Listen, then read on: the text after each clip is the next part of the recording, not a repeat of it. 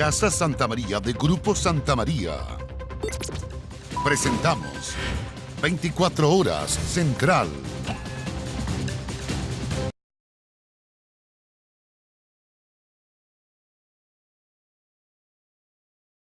Buenas noches, bienvenidos a las noticias de 24 horas. Seguimos en esta transmisión para contarles de este incendio de grandes proporciones que afectó durante la tarde a la sede de la Universidad Pedro de Valdivia. Esto en el sector de Plaza Baquedano, que esta tarde fue nuevamente escenario de una multitudinaria manifestación ciudadana. Vamos de inmediato con Joaquín Aravena, que nos tiene los detalles de lo ocurrido. Joaquín, buenas noches. ¿Cómo estás, Carola, Iván? Muy buenas noches. Así es, una situación que se salió de las manos por algunos minutos a eso de las 19 horas.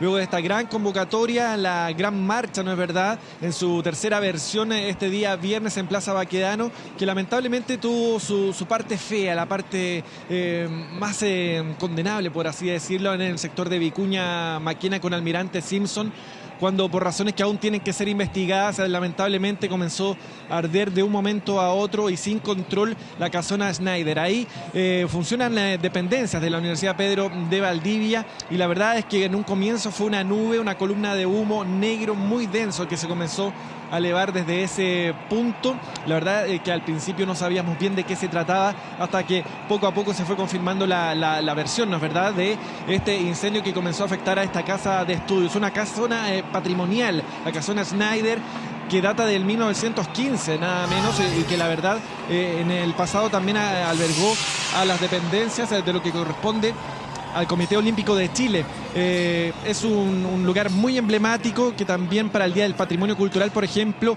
era constantemente visitado año a año y lamentablemente ha resultado muy afectado prácticamente de forma total, si no es por el fuego, por el agua. La acción de bomberos, 16 compañías que tuvieron que concurrir a esta emergencia del Cuerpo de Bomberos de Santiago para intentar calmar esta situación.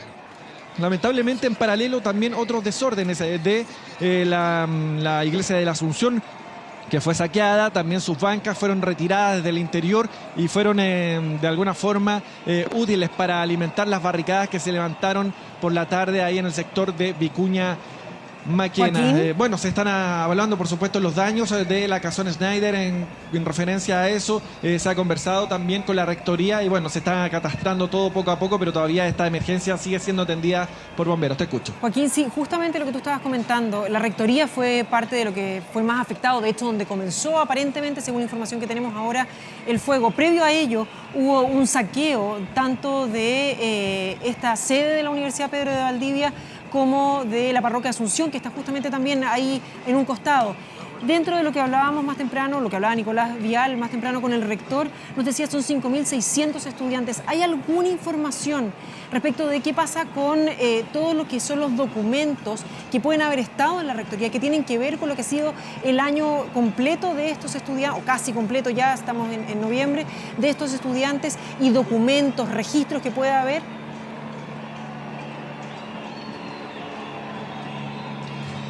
Sí, la verdad, Carola, que todavía es muy prematuro poder hablar de eso. La verdad es que todavía, yo te decía, Bomberos continúa trabajando en esa zona, se está bajando la temperatura, obviamente hay pérdidas que van a ser importantes, es importante evaluar, y eso ya lo verán las máximas autoridades de la Universidad Pedro de Valdivia, qué respaldo había de aquellos documentos que podían haber al interior de estas dependencias. Sí sabíamos que en su mayoría eran de salas de clase, pero también tú lo decías, estaba la rectoría, habían documentos, hay que ver si existía el respaldo de aquello, si no las pérdidas también se van complicando. Y lo lamentable, y lo decía el rector también en horas de esta tarde a Nicolás Vial, tiene que ver con que esta casa de estudios atiende a un segmento bastante vulnerable también de nuestra sociedad, por lo tanto el daño también es para ellos. Aquí se va a producir, por supuesto, un daño irreparable también en cuanto a sus estudios, que seguramente se van a prolongar. Se habían retomado las clases de alguna forma, nada normal, lo decía el propio rector, pero la verdad es que luego de esto también se van a tener que tomar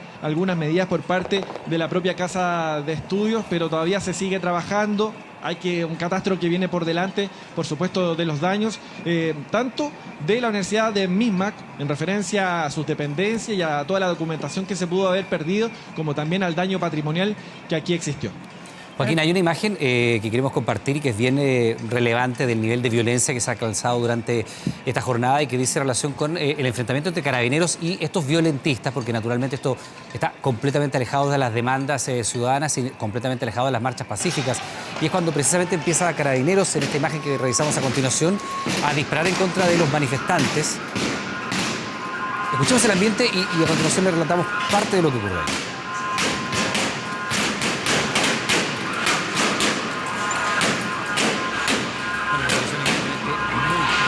Muy compleja. Los manifestantes improvisan suertes de escudos para de alguna manera protegerse de estos disparos que deben ser de balines.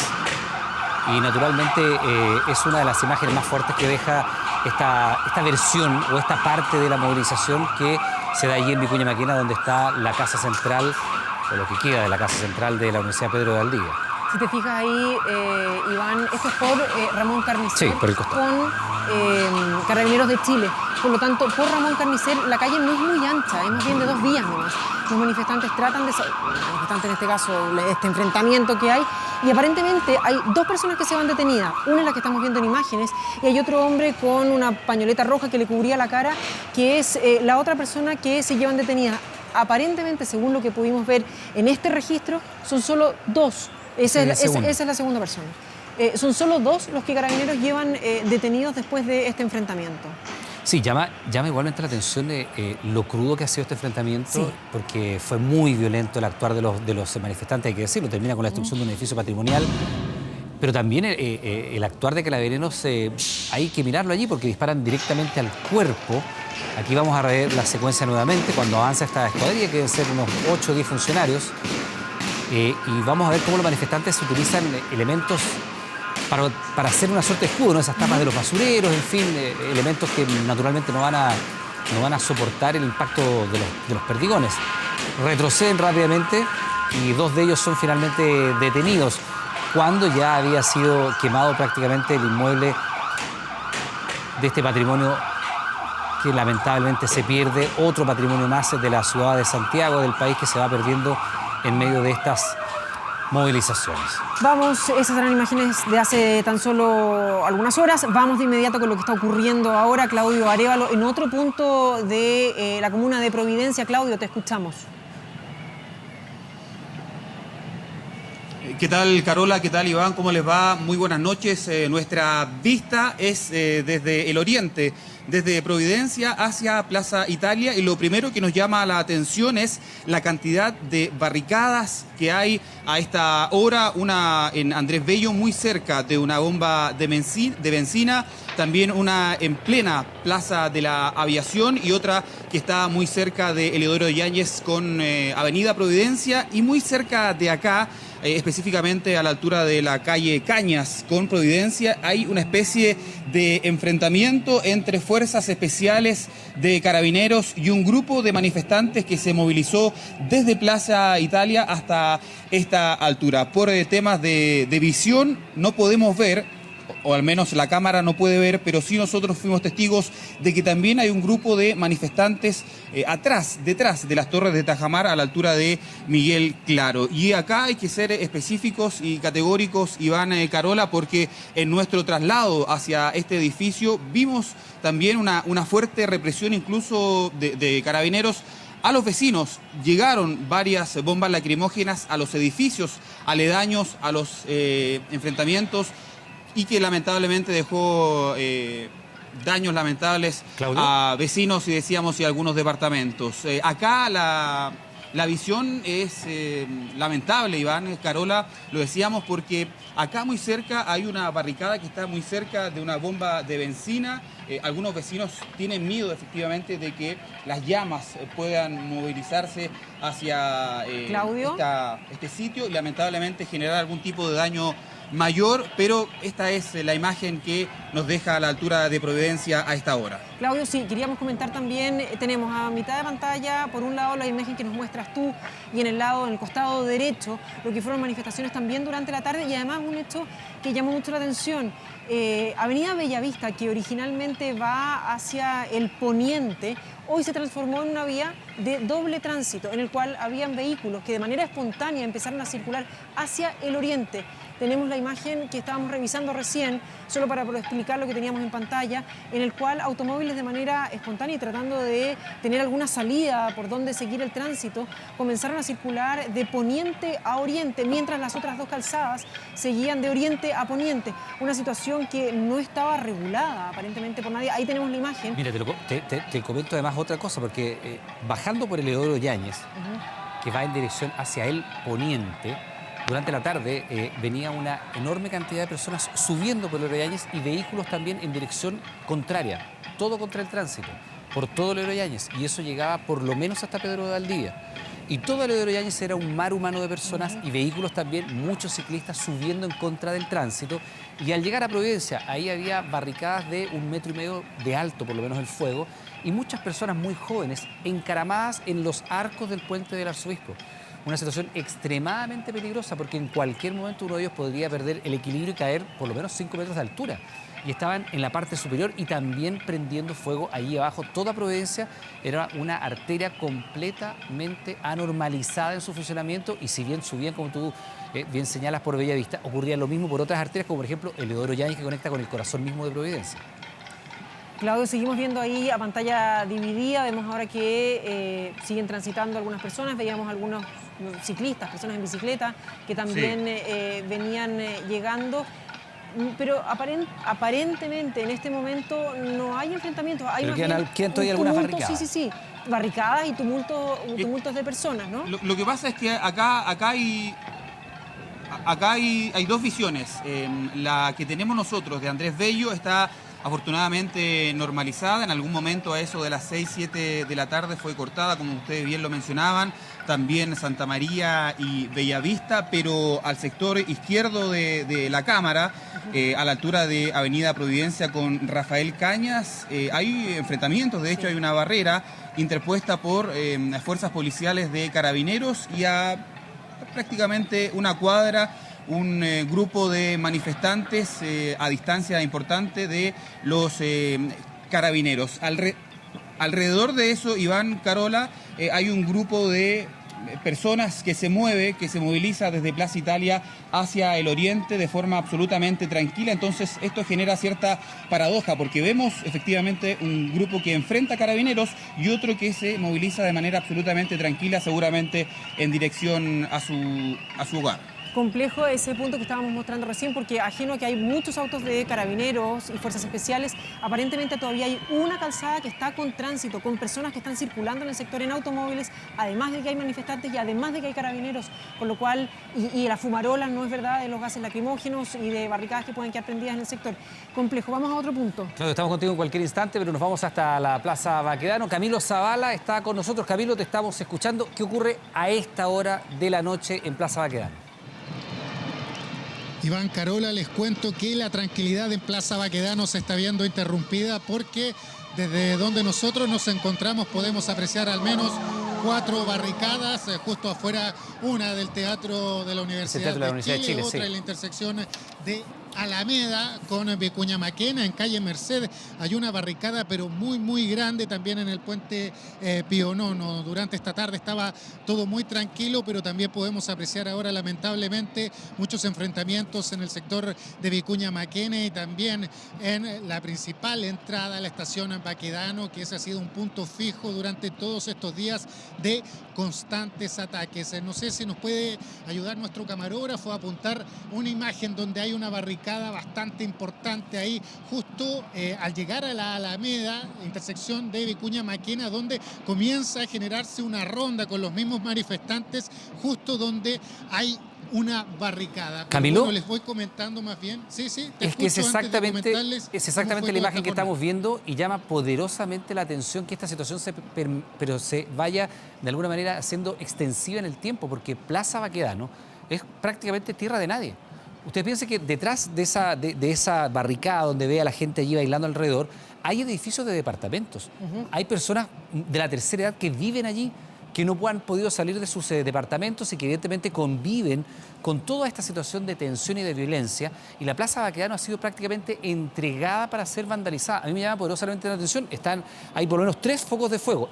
Donde está produciéndose esta suerte de baile, veo algunas banderas de clubes deportivos, si es que no me equivoco, y aparentemente hay una segunda que está en el frontis del Teatro de la Universidad de Chile, que la otra vez también fue intentado quemar, todavía no se resiste por lo menos. Y Camilo, confírmanos, pero habría otra en lo que queda de la entrada de la estación Baquedano misma, que como ya sabemos está completamente destruida, ha sido quemada una y otra vez.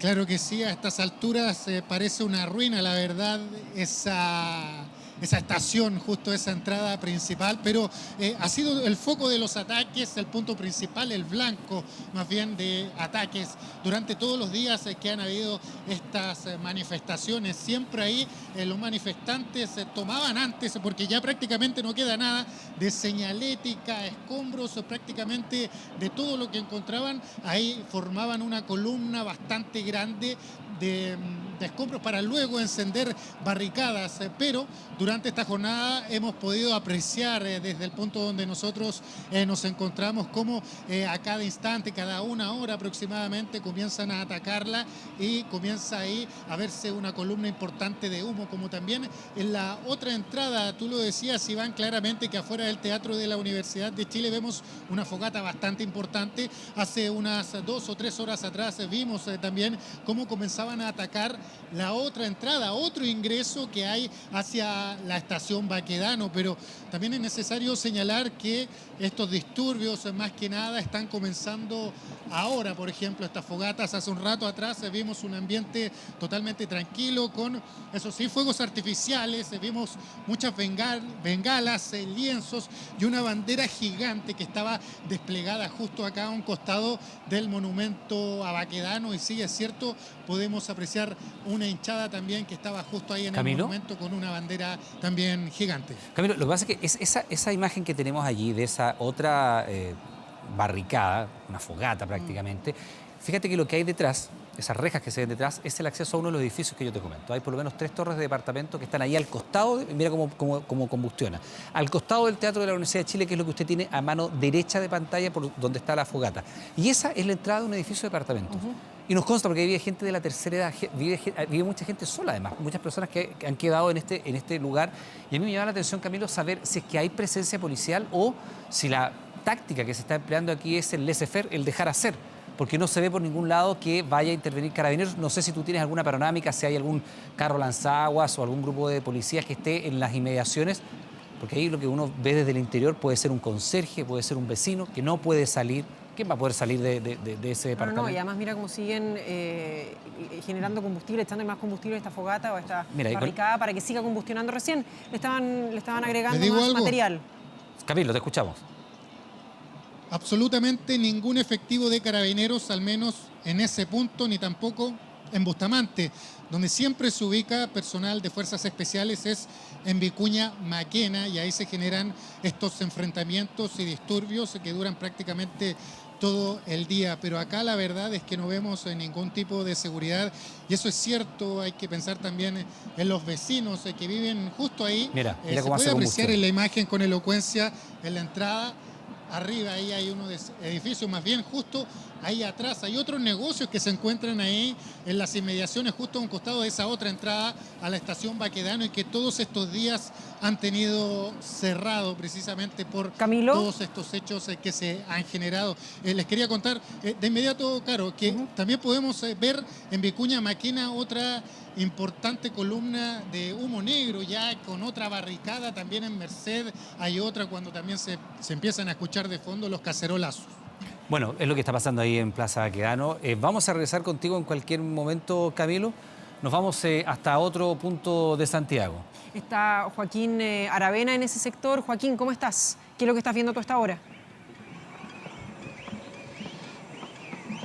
Sí, bueno, un ángulo desde el oriente en esta ocasión de la Plaza Baquedano. Hemos sido testigos, mira, yo me atrevería a decir más o menos más de 2 horas fácil esa fogata que está en la intersección de Avenida Vicuña Maquena con el comienzo de la avenida Providencia hacia el oriente, la Alameda hacia el poniente, y la verdad es que ha sido alimentada constantemente por los manifestantes durante esta tarde. La verdad es lo que relataba, yo me imagino que es lo mismo que relataba Iván hace algunos minutos, la entrada hacia el edificio que está justamente en dicha esquina, y incesantemente esa fogata se ha mantenido durante esta tarde. Yo recuerdo que incluso cuando comenzó la columna de humo de la casona Schneider ya estaba encendida ese gran fogón que ha servido como para iluminar, ¿no es verdad?, todo este sector de la marcha, que ha mantenido más bien su esencia durante esta noche. Claro, tú preguntabas, Iván, no ha llegado Carabineros hasta este lugar, a diferencia de las jornadas anteriores en que actuaba el carro lanzaguas, el carro lanzagases, también personal de infantería de las Fuerzas Especiales de Carabineros, antidisturbios, ¿no es verdad?, ocupando lo que son las bombas lacrimógenas principalmente. No ha actuado en esta ocasión, han dejado que la gente se manifieste durante esta jornada de día viernes, y así se ha mantenido hasta esta hora de la noche. La verdad es que más allá de la acción que se vio en el sector de Corbalán con Carabineros de Chile, la verdad es que poco y nada se ha visto de Carabineros, al menos de infantería a nivel de piso durante esta jornada. Joaquín, desde el lugar donde tú estás probablemente sea un poco complejo, pero ¿con qué estarán alimentando esa barricada? Porque la verdad es que hay una especie de combustibles, líquidos acelerantes que hacen que cada cierto tiempo produzca unas pequeñas explosiones. Hay algunos, porque en la mañana temprano, cuando estábamos en el Muy Buenos Días a Todos, veíamos cómo han sido vandalizados todos los locales que están al lado de la Fuente Alemana, para que la gente se haga una idea. Ahí en el comienzo de la Alameda, de los 10 locales que había allí, solo 2 no han sido vandalizados. La Fuente Alemana es uno de ellos, donde ya ha salido incluso la prensa. El dueño ha decidido quedarse a resguardar este local que es histórico. Pero llama mucho la atención porque todo el resto de los locales que están por la calzada sur de la Alameda, solo 2 están sin daños. Todo el resto han sido completamente vandalizados. Y vemos que esta enorme fogata, ya no podríamos decir que es una barricada, es alimentada con qué. Yo no sé si tú ves a la distancia si se está destruyendo mobiliario, se han saqueado algunos locales, porque evidentemente ahí hay productos que son acelerantes, pero también hay elementos que son combustibles que están haciendo que esta llama tenga varios metros de altura. Está muy por sobre la altura de las personas que participan, debe tener fácil 3-4 metros. Así es, acelerante de todas formas, yo me atrevería a decir, Iván, porque por la extensión en tiempo que se ha mantenido ese gran fogón. Yo te digo, desde las 7 de la tarde fácilmente estamos viendo ese fogón en dicha intersección. Y cómo alimentarlo, yo por lo que he visto, además, por lo que hemos hecho en recorridos también durante estas jornadas, estas 22 jornadas ya consecutivas, ¿no es verdad?, de manifestaciones, con el mismo mobiliario público y con esas mismas tapas, esas maderas que han servido para proteger los locales comerciales, son desprendidas, y muchas de estas ocupadas para de alguna forma alimentarlas, y de combustible para mantenerlas en pie de alguna moda, de alguna forma. Joaquín, ¿sabes qué? Sí, vamos a ir con otro punto de la capital a esta hora, es que es la oficina del Registro Civil de Providencia, que ha sido también violentada, está incendiado, está en llamas a esta hora, lo estamos viendo en pantalla. Se está quemando entonces el registro civil de la comuna de Providencia. Vemos una mampara que está rota, y además de eso está el fuego ya adentro. Esto es en Andrés Bello, y es donde... Francisco Noguera 200 es la dirección, esquina de Andrés Bello, está solamente a 2 cuadras del metro Pedro de Valdivia. Vemos que ni siquiera ahí, por supuesto, si es que había algún guardia, tiene que haber tomado todas las medidas para evitar ser atacado él también. Está completamente quemado el hall de acceso. Está el registro civil de Providencia, ubicado en la calle Francisco Noguera, a la altura del 200. Esto es en la esquina con Andrés Bello, solo a 2 cuadras del metro de Pedro de Valdivia. Un frontis que en su estado normal era de vidrio, blancos los muros, y que ahora vemos que ha sido completamente quemado. Fíjate, es bien dramático, Carol, perdón, que se permita este nivel de actuar, porque evidentemente una cosa ha sido la manifestación pacífica, pero ya vemos en la comuna de Providencia distintos lugares donde se han producido hechos muy, muy violentos y no hay presencia policial. Tampoco allí hay, bomberos. Mira cómo está la situación ahora. Esto es en Tobalaba con Apoquindo, donde hemos estado viendo que había estas barricadas que se van transformando en fogatas, que tienen absolutamente cortada la calle, manifestantes en el lugar, y ahí justamente desde otro ángulo se ve que hay una barrera de fuerzas especiales que contiene a estas personas. Y más temprano veíamos esta imagen justamente, que es de un manifestante violentista a estas alturas, escalando un poste para tratar de llegar a una de las cámaras de la Unidad Operativa de Control de Tránsito y comienza a golpearla. Y empieza a romper el panel de esta cámara, naturalmente, inhabilitándola, destruyéndola y claro, y se produce esta situación que es completamente anómala y que se ha extendido durante mucho rato ya. Estamos con Joaquín Arévalo nuevamente. Vamos a ir hasta otro punto donde está Claudio Arévalo. Ah, está Claudio Arévalo. Claudio, te escuchamos. ¿Qué es lo que estás viendo tú? Carola, Iván, retomamos el contacto. Las fuerzas especiales que estaban a la altura de Rafael Cañas se han movilizado en dirección a Plaza Italia, dispersando a los manifestantes. Lo comentábamos en el contacto anterior, que se trasladaban, al menos en este punto, de manera pacífica. Sin embargo, las fuerzas especiales los dispersaron con carros lanzagases, lamentablemente en dirección hacia el oriente. Ahora, las fuerzas especiales, los carros de carabineros están moviéndose en dirección a Plaza Italia, en dirección poniente, dispersando justamente a todos los manifestantes que estaban incluso muy cerca de la Plaza de la Aviación, sin ningún tipo de reacción, sin ningún tipo de contacto. Finalmente reaccionan de esta manera carabineros. Lamentablemente hay un sector de la Plaza de la Aviación que tiene corte de luz, por lo que no hay una gran visibilidad, pero de todas maneras se ve también la luz roja particular de los carabineros que se está moviendo en dirección a Plaza Italia. Y en algún punto, en el puente del Arzobispo, también vimos efectivos policiales con estas armas antimotín, también lanzando bombas lacrimógenas a algunos manifestantes que estaban solo como observadores de este hecho que está pasando acá en Providencia. Claudio, ¿ves desde la posición en que estás tú, tienes visión del puente del Arzobispo? Porque me tocó cruzar hace algunas horas ya y había mucha gente subida en los arcos del puente y era una situación extremadamente peligrosa.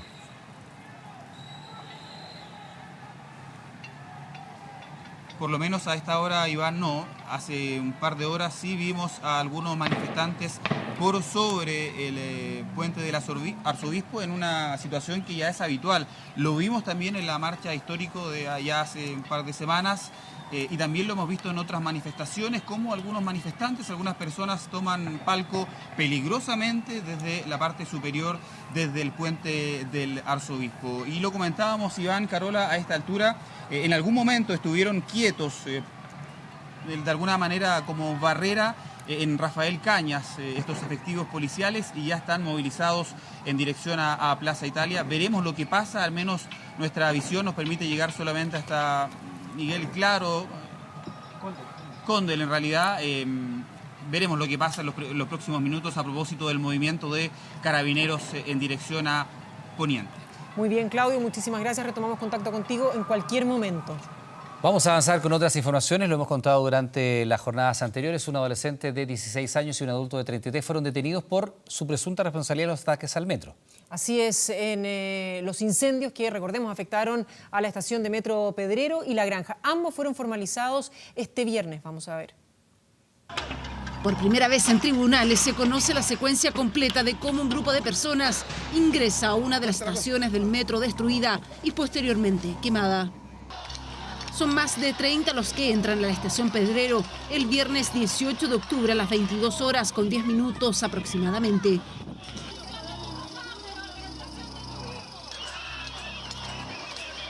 Mientras algunos intentan destruir los cajeros automáticos, otros lo hacen con las oficinas. Es precisamente en una de ellas donde se aprecia fuego. Primero de poca intensidad, pero después las llamas aumentan. Bomberos de Ñuñoa efectúan muy buen informe. Nosotros trabajamos con ellos en el sitio del suceso y ellos señalan que el fuego se genera precisamente en esas oficinas y es un fuego provocado. ¿Quién o quiénes lo provocaron? Según la fiscalía, al menos uno de ellos sería este hombre de polera blanca, con pañoleta negra en su cabeza que tenía un dibujo de calavera y zapatillas rojas. Había un fuego encendido que era de menor nivel, él aporta con material combustible que genera que esa llama se transforme definitivamente en un incendio.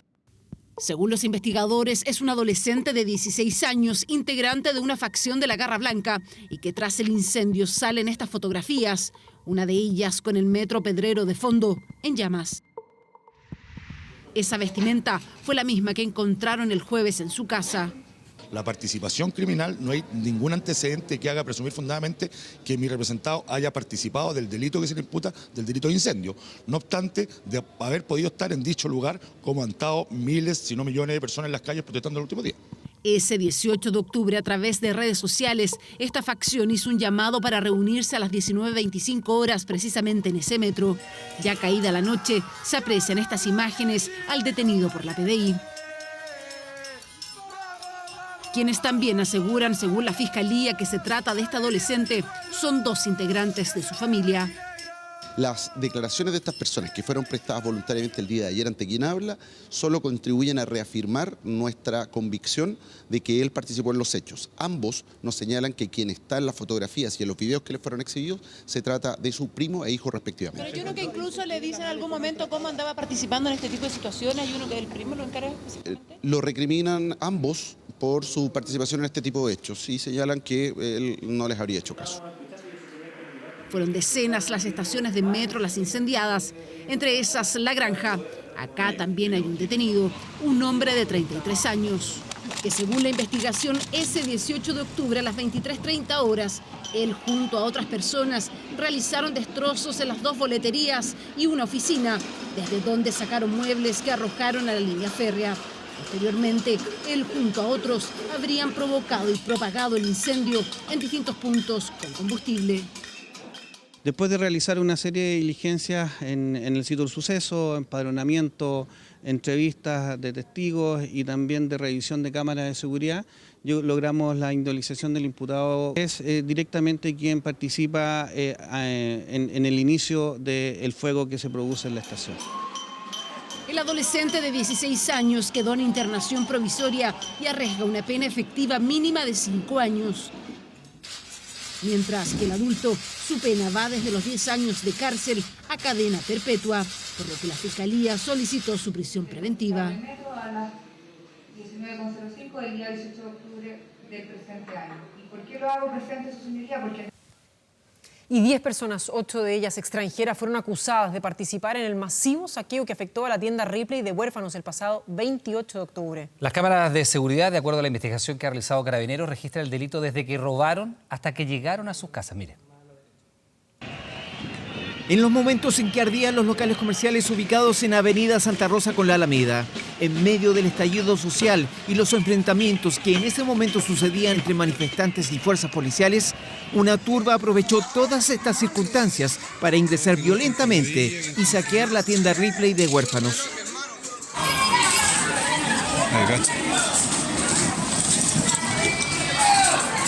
El hecho ocurrió el 28 de octubre pasado y fue viralizado por las redes sociales. Los saqueadores extrajeron del local cuanto producto tuvieron a su alcance. La especie que sustraía en su mayoría tienen que ver con electrodomésticos, televisores, celulares, perfume y también ropa. Pero gracias a las cámaras de seguridad tanto del local como de la municipalidad, además de la ayuda de vecinos y locatarios, Carabineros pudo seguir el rastro de un grupo de estos saqueadores hasta sus propios domicilios. Ellos vivían en el Portal Fernández Concha y, como insisto, las imágenes son claras, son nítidas, en las cuales muestran cuando estas personas están saqueando y después están ingresando a estos departamentos.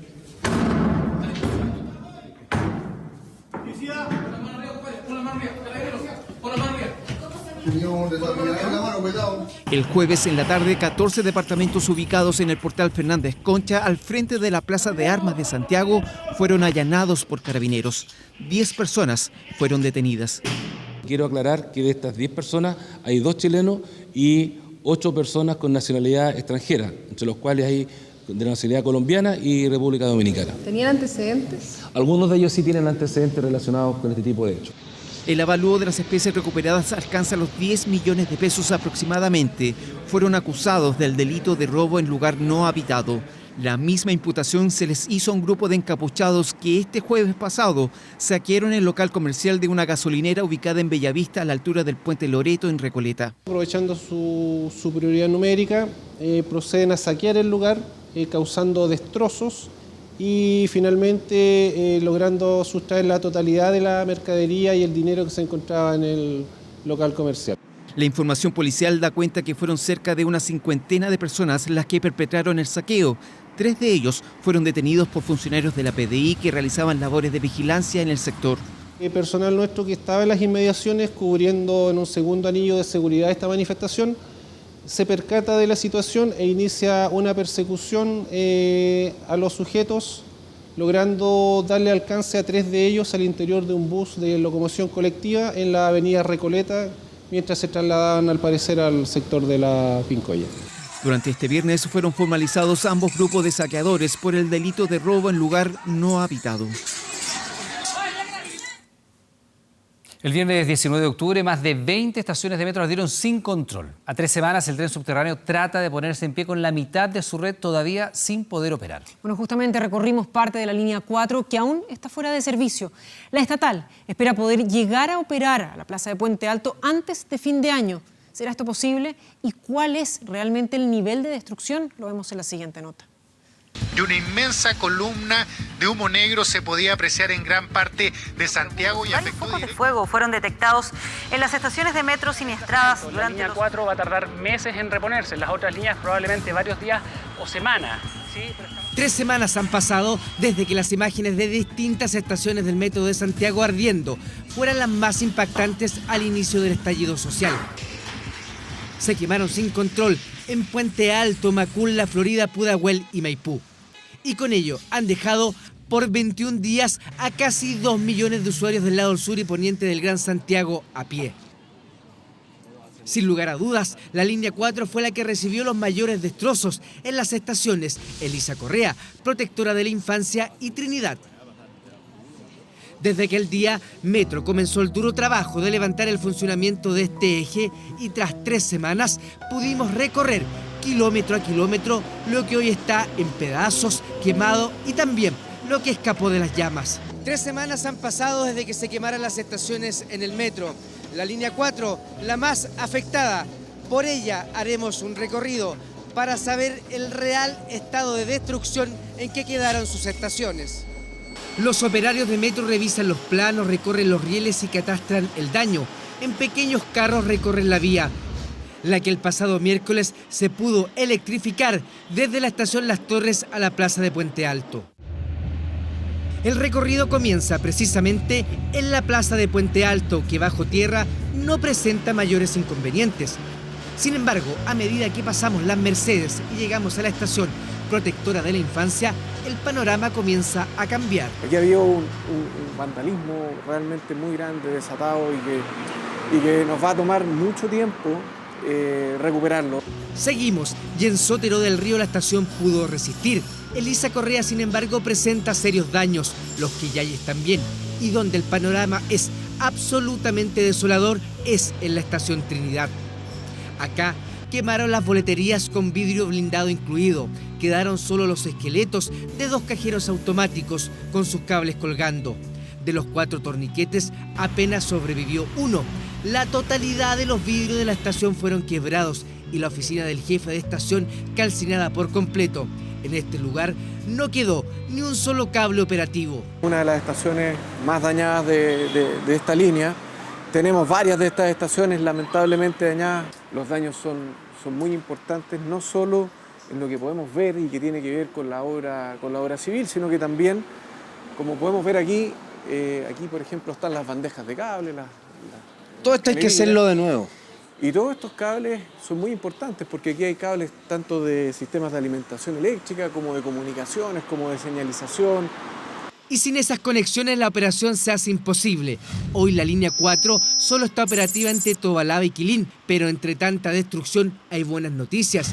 La estatal trabaja a prisa con una meta en mente: poder habilitar al corto plazo la operación desde Tobalaba a Vicente Valdés. De aquí a final de año poder abrir algún tramo adicional, ya sea de esta línea o también de la línea 5. Y antes que termine el 2019, poder llegar a la estación Plaza Puente Alto, tratando de que la estación Sotero del Río pueda habilitarse en medio de este circuito. Para recuperar esto lo más pronto posible. Hoy día sabemos y estamos súper conscientes de que hay casi 2 millones de personas que hoy día están viajando 2, 3 y hasta 4 horas más al día. Mientras los operarios siguen uniendo cables y despejando lo quemado, hay un hecho que es irrefutable. Con el mismo optimismo que se lucha para devolver la operatividad a esta línea, Hay estaciones donde habrá que hacerlo todo de nuevo, unir cable por cable y levantar vidrio por vidrio. Hay estaciones en el eje de Puente Alto que demorarán meses en volver a funcionar. Se habla de un año de Sí. plazo para que se reabra la línea 4, ¿es así? Así es. A ver, aquí hay estaciones que probablemente nos vamos a demorar un año en recuperarlas, no solo en esta línea, insisto, también en la línea 5, pero estamos trabajando también con todos los equipos técnicos, especialmente en los sistemas de alimentación eléctrica, señalización, comando. La línea 4A también está fuera de servicio, al igual que la línea 5 desde la Quinta Normal a la Plaza de Maipú. Ahí también se trabaja, ahí también el daño fue enorme. Metros ha puesto como meta levantarse en el menor tiempo posible. Desde aquí a final de año lograr abrir algún tramo adicional de esta línea, algún tramo adicional de la línea 5 y ojalá también alguno de la línea 4A. Un optimismo que lucha con la destrucción de la que son testigos los operarios, los ingenieros y el personal de SEO, los que se abocan a limpiar y a reparar en el menor tiempo posible. En este recorrido nos encontramos con destrucción de estaciones, también de carros, con rayado de andenes, con saqueo de mobiliario y con las cicatrices que dejó el fuego en más de una veintena de estaciones. Algunas de seguro se levantarán más rápido que otras. De a poco la línea 4 comienza a levantarse entre fierros, vidrios, cables, carros y torniquetes destruidos. Son millones de personas las que dependen de estas líneas para movilizarse. Una reconstrucción que podría estar completa a fines del 2020. Ahora. Volvemos a esta hora al sector de Providencia y enfrentamiento en este momento entre carabineros y manifestantes. Camilo Zavala nos adelantaba que estaba llegando Carabineros. ¿Qué está ocurriendo a esta hora de la noche? Te escuchamos, Camilo. Sí, vemos al menos unos 15 carros de carabineros que han llegado hasta el sector de Plaza Baquedano para dispersar a los manifestantes. Hace un rato atrás, en el primer contacto que tuvimos, había miles de personas aún en este lugar, el epicentro de las manifestaciones. Sin embargo, Carabineros se llegó casi de sorpresa desde el oriente, muy rápido avanzando, lanzando gases lacrimógenos y también disparando perdigones. Pudimos escucharlo en varias oportunidades. De esta manera, las personas que se encontraban acá, principalmente a esta hora encapuchados, se escaparon hacia el sector de Bustamante y también por la Alameda hacia el poniente y hacia el sector de Bellavista por el puente Pío Nono. Quedan algunas barricadas encendidas en Vicuña Maquena, también en Merced y también en Bustamante, pero llegaron aproximadamente 13 carros de fuerzas especiales y los otros equipos de carabineros tienen que ser de otra comisaría de por acá muy cercana, porque no son carros lanzagases ni carros lanzaguas. Esos se encuentran acá en el sector de Andrés Bello. Esos son muchos autos que están ahí resguardando la seguridad y también muchos efectivos que bajaron a pie caminando para dispersar a estos manifestantes. Fueron en total unos 4 carros que estaban ahí al lado de Plaza Baquedano y les digo que acá ya está casi respirable porque podemos sentir desde donde nosotros estamos ya los gases lacrimógenos con mucha intensidad. Desapareció toda la gente y ahora Plaza Italia parece un verdadero desierto después de lo que se vivió hace solo un rato atrás. Camilo, tú que has estado allí durante la tarde, ¿cuánto tiempo duró esta acción violenta? Porque, ¿sabes? A mí me llama la atención la contradicción que se ve entre el discurso, por ejemplo, de la agenda de seguridad planteada ayer por el presidente Piñera, con incluso citación al Consejo Nacional de Seguridad, con una serie de anuncios relativos a restaurar el orden público, y lo que se ve en la práctica. Porque en la práctica lo que estamos viendo es que se deja actuar durante mucho rato a estos grupos de encapuchados que han vandalizado completamente Plaza Baquedano, Providencia, la Alameda y distintos sectores de la capital, Puente Alto, Maipú, pero nos hemos concentrado en estas últimas jornadas en este sector, Alameda, Plaza Baquedano, Providencia. Y el actuar es básicamente dejar hacer durante mucho rato. Hoy día se quemó parte importante de la sede de la Universidad Pedro de Valdivia, un edificio que es patrimonial. Y durante mucho rato vimos cómo estaban esas llamas de 3-4 metros de altura y no había presencia policial. ¿Cuánto rato duraron estos hechos violentos que son completamente distintos y lejanos a la marcha pacífica y a la manifestación pacífica que se desarrolló durante la tarde?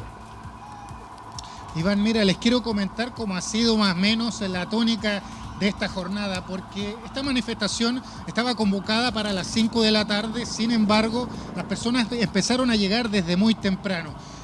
En las inmediaciones de Plaza Baquedano, ya más hacia Bustamante, más hacia el poniente, por la Alameda en Vicuña Maquena, ahí prácticamente todo el día hubo escaramuzas y desórdenes, se generaron estos incendios y ataques que tú ya comentabas, pero es necesario señalar que acá, justo a un costado del monumento a Baquedano, donde se concentró la mayor cantidad de personas, y también en el obelisco a Balmaceda, durante esta tarde estaba todo muy tranquilo y pacífico. Acá en el epicentro estamos hablando, en Plaza Baquedano, estaba muy tranquilo. Hace poquito rato atrás comenzaron estos disturbios en el contacto anterior que tuvimos cuando ya estaba comenzando nuestra edición central, porque ahí comenzaron a encender barricadas en distintos puntos. Es decir, en síntesis, durante la tarde acá en Plaza Baquedano, tranquilo, pacífico, veíamos un ambiente familiar, pero en las inmediaciones, en las otras calles, podíamos apreciar disturbios y muchos desórdenes. La gente se empezó a retirar, principalmente las familias, y después los que quedaron acá, y siempre pasa porque ya llevamos 22 días, hoy se cumplen 3 semanas y hemos visto básicamente lo mismo. Cuando se hace de noche quedan los encapuchados quienes comienzan a protagonizar estos serios incidentes de disturbios y enfrentamientos con carabineros. En esta oportunidad ahora personal de la policía uniformada llegó desde el oriente hacia Plaza Baquedano. ¿Qué veíamos en las otras jornadas? Es que Carabineros venía desde la Alameda, desde la calzada sur hacia el oriente, hacia el sector de Plaza Baquedano. Ahora podemos sentir también, cuesta mucho respirar, la verdad, hablarles porque comienzan a esparcirse estos gases lacrimógenos que están demasiado fuertes después de esta verdadera batalla que se vivió acá, batalla campal, entre manifestantes y los efectivos policiales. Ahora ya está retomando la tranquilidad, afortunadamente, en Plaza Baquedano. Perdón, las personas comienzan a irse por el sector de Santa María. Vamos a ir, Camilo, te vamos a dejar algunos segundos, vamos a ir de inmediato con Valentina Reyes a esta hora a otro punto de la capital. Sí, Carola, hola, muy buenas noches. Nosotros estamos en el Palacio de la Moneda. Acabamos de llegar de la Intendencia Metropolitana, donde el intendente Felipe Guevara entregó su balance de la jornada. Es la única voz del gobierno que ha hablado luego de estas manifestaciones. Nos señalaban, eso sí, aquí en el Palacio de la Moneda, que tanto la ministra secretaria general de Gobierno, Carla Rubilar, como el ministro del Interior, Gonzalo Blumel, también estuvieron monitoreando lo que ocurrió durante esta tarde y lo que continúa ocurriendo.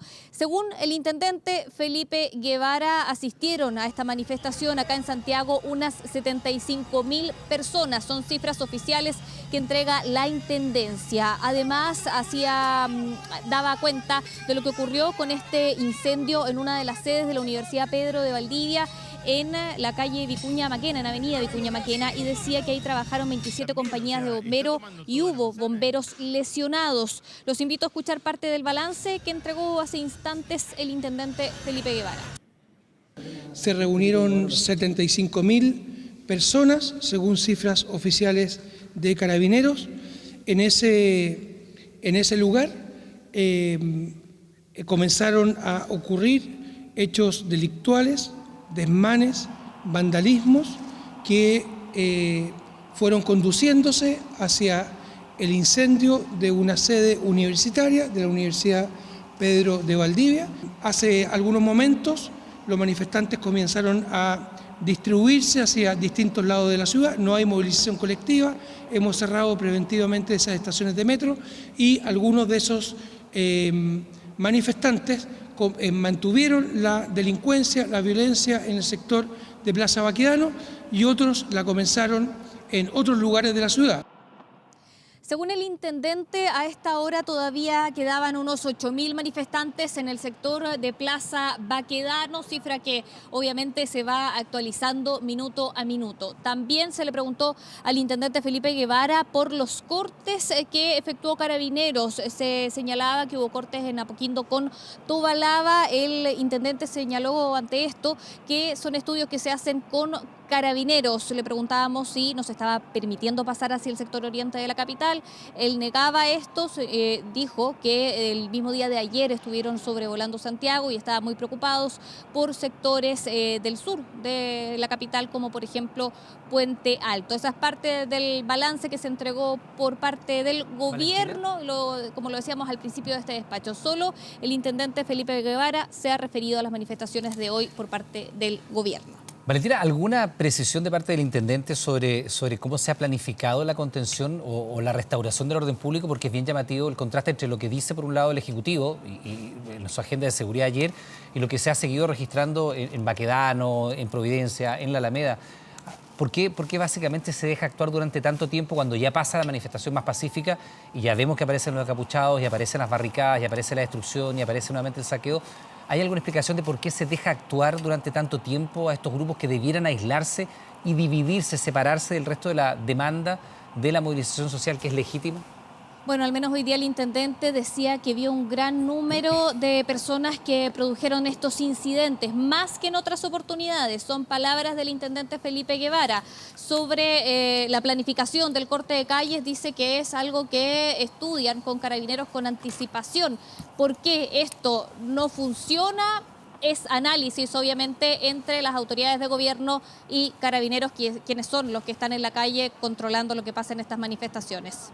Valentina, muchísimas gracias por tu reporte a esta hora. 10 minutos faltan para las 10 de la noche. Retomamos contigo más adelante y vamos de inmediato a otro punto de la capital. Joaquín Aravena ha estado recorriendo Providencia, tiene una vista panorámica de lo que está ocurriendo a esta hora de la noche, donde ya ha bajado aparentemente, Joaquín, la intensidad de los enfrentamientos. Vemos bastante ya presencia policial, aunque quedan focos de fuego todavía por ahí.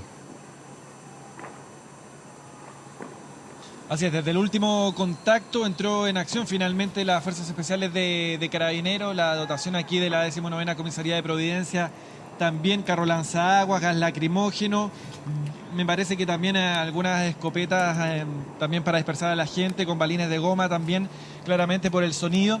Y la verdad es que, claro, fue un impedimento y lo que yo les relataba hace algún minuto, se complicó la situación acá porque se había desplegado una gran cantidad de piedras sacadas desde el sector de los Tajamares. Ahí en el parque habían sido dispuestos en todo lo ancho de la avenida Providencia y tuvieron problemas los carros policiales para transitar por ese sector hasta que personal a pie, digamos, de Carabineros los retiró hacia un lado y pudo pasar el carro lanzaguas también por ese sector. Mucho disparo de bombas lacrimógenas, una gran cantidad de gente corriendo por algunos minutos por la avenida Santa María, también arrancando hacia el oriente, así que atención también a los automovilistas por ese sector que están transitando. Otro resto lo hizo hacia el Parque Forestal, Parque Bustamante y las calles aledañas también. Se ha dispersado toda la gente, ya no hay ninguna persona a esta hora de la noche en el sector de Plaza Baquedano, carros policiales que abundan y algunos que insisten también en levantar algunas barricadas acá en el sector de la avenida Providencia. Mucho olor a gas lacrimógeno a esta hora de la noche que se ha ido elevando, mucho humo también porque en este lapso también se generaron muchas barricadas, muchas fogatas también que han desplegado un humo bastante denso en toda esta zona de la región metropolitana. Viene Joaquín, atento entonces a lo que está pasando en Providencia. Ya está actuando Carabineros, quedan todavía restos de barricadas, de fogata. En cualquier minuto retomamos el contacto contigo, mientras nosotros, por supuesto, estamos viendo las imágenes de lo que ocurre a esta hora en directo en Providencia, donde solo se ven algunos peatones circulando. La gran aglomeración de personas ha comenzado a descender ante el actuar de la fuerza policial. Joaquín, estamos contigo en cualquier instante. Revisamos otras informaciones. La mayor variación desde el año 2014 tuvo el IPC en octubre pasado, el que llegó a 0,8%. Claro, el alza de productos esenciales como la carne de vacuno, también el aumento en el precio de la luz, que ya fue revertido, incidieron en esta cifra. Está todo caro, ha subido el doble, la carne y el precio de la carne ha subido el doble. Es como para que disminuyan más sus ingresos. La plata que yo gastaba antes, que es lo mismo que compro siempre, ya no me alcanza.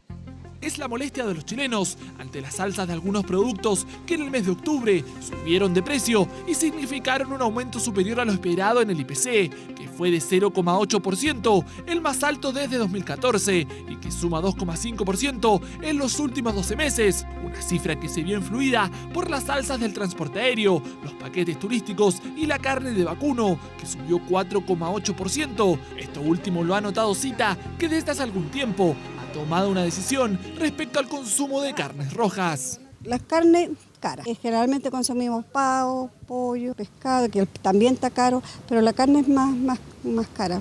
Entonces no se compra nomás. Y si se compran huesos, algo liviano.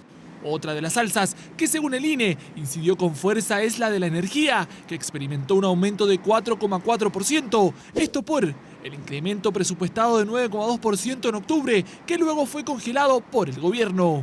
El IPC de octubre es una foto anterior al proyecto de estabilización de tarifas eléctricas del gobierno. Ese proyecto lo que hace es que revierte el alza de las cuentas de la luz del mes de octubre. Entonces todos los clientes que vieron reflejada esa alza en sus cuentas van a recibir a partir de noviembre la devolución del 100% de ese monto. Mientras tanto, lo que más bajó fue el servicio de transporte de buses interurbanos y el valor del pan, que en el mes de octubre cayó 0,8%, acumulando un descenso en su precio de 2,6% en los últimos 12 meses. Octubre tiende a ser un mes que tiene un IPC más o menos alto, ¿ya? Obviamente sí, ahora fue mucho más de lo esperado.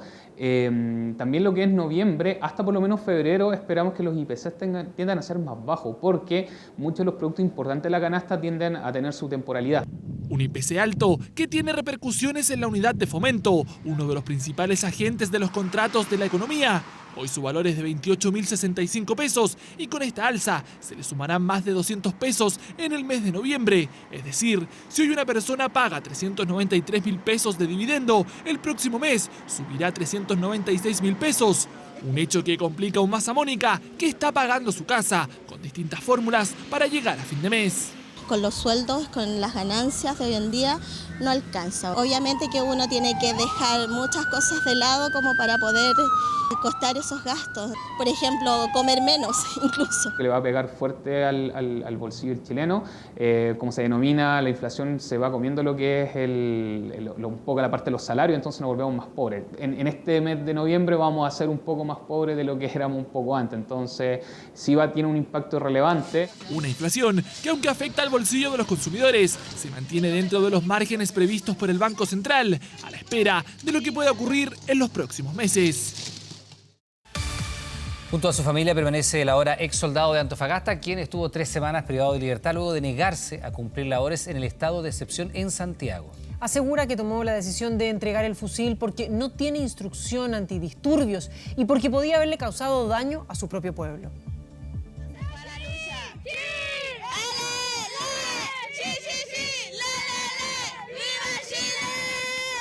Así recibieron su familia, amigos y vecinos a David Veloso, quien permanecía privado de libertad. La razón, negarse a participar del estado de emergencia. Me evité un drama porque la gente que se fue acá mató a una persona con un tiro de guerra que yo podría haber sido. Hoy dice estar tranquilo junto a su familia, tras pasar 3 semanas recluido al interior de la 3ª Brigada Acorazada La Concepción en Antofagasta. Ella estar detenido, nunca pensé eso, pero lo estuve y lo enfrenté, así como esa vez también lo enfrenté con esa decisión con los pantalones bien puestos, también enfrenté lo judicial con los pantalones bien puestos.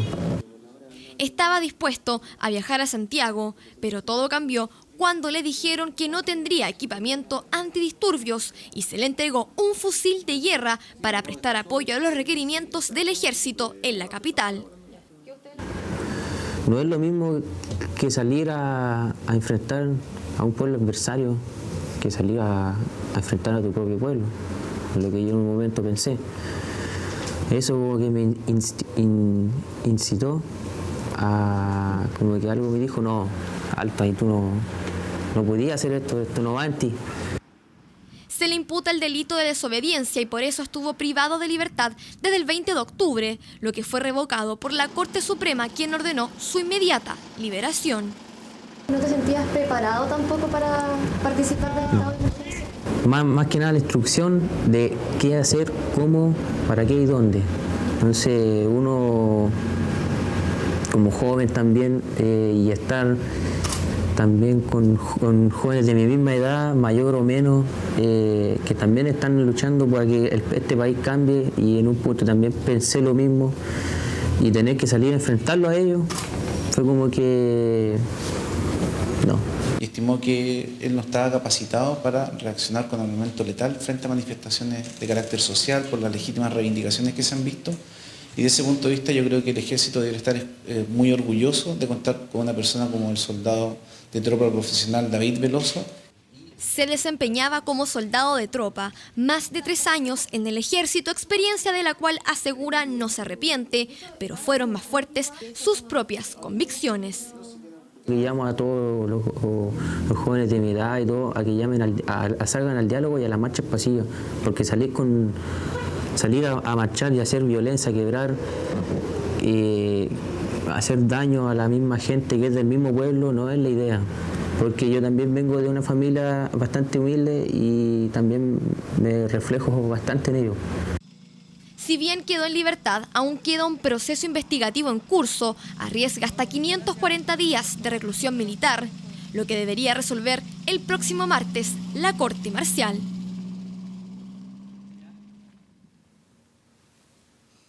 Y les recordamos que a partir de las 22 horas, Televisión Nacional de Chile está autorizada a transmitir programas para mayores de 18 años. Revisamos otras informaciones. Después que se decidió el cierre del año escolar en el Instituto Nacional y en el Internado Nacional Barros Arana, la idea de anticipar el fin de año y el fin de las clases también ha sido evaluada por otras instituciones. Hasta el momento, la mayoría de los establecimientos están funcionando, algunos con suspensión parciales y otros con medias jornadas. A casi 3 semanas del estallido social con manifestaciones, caos vial e incidentes por las tardes, muchos establecimientos educacionales se han visto obligados a modificar horarios. En el Colegio Diego de Almagro de la comuna de Santiago, los mismos estudiantes lo exigieron. Ayer mismo los niños se tomaron parte del colegio porque ellos quieren salir un poco más temprano, porque hay niños que viven muy lejos, hay niños que viven en Puente Alto, Colina. Llegaron a un acuerdo con la directora que van a salir de lunes a jueves a las 3:30 y el día viernes a las 2 de la tarde. Salir más temprano es una alternativa en días en que no están las facilidades para volver a casa. La gran mayoría, del orden de un 93% de los establecimientos, está operando con un régimen en algunos casos más flexible, pero está funcionando. Más flexibles, es decir, suspensiones parciales de clases o funcionar en medias jornadas. Entonces, ¿qué pasa con la alimentación de la JUNAEF? Mientras el año escolar esté abierto, el servicio de alimentación de la JUNAEF va a estar presente en todos aquellos colegios que cumplan las condiciones de seguridad. De cerrarse antes el año escolar, también se suspendería la alimentación que se entrega a los estudiantes. El término anticipado de las clases es un fantasma que rodea, sobre todo después que la Municipalidad de Santiago decidió dar por concluido académicamente el 2019 en el Instituto Nacional y en el Internado Nacional Barros Arana, según dijeron, por motivos de seguridad. Medida que analizan sostenedores de colegios particulares, subvencionados y municipales. Las realidades comunales son diferentes, pero claramente hay algunas comunas donde hay más conflictividad. La opinión más importante es resguardar la integridad de los estudiantes y también de los trabajadores.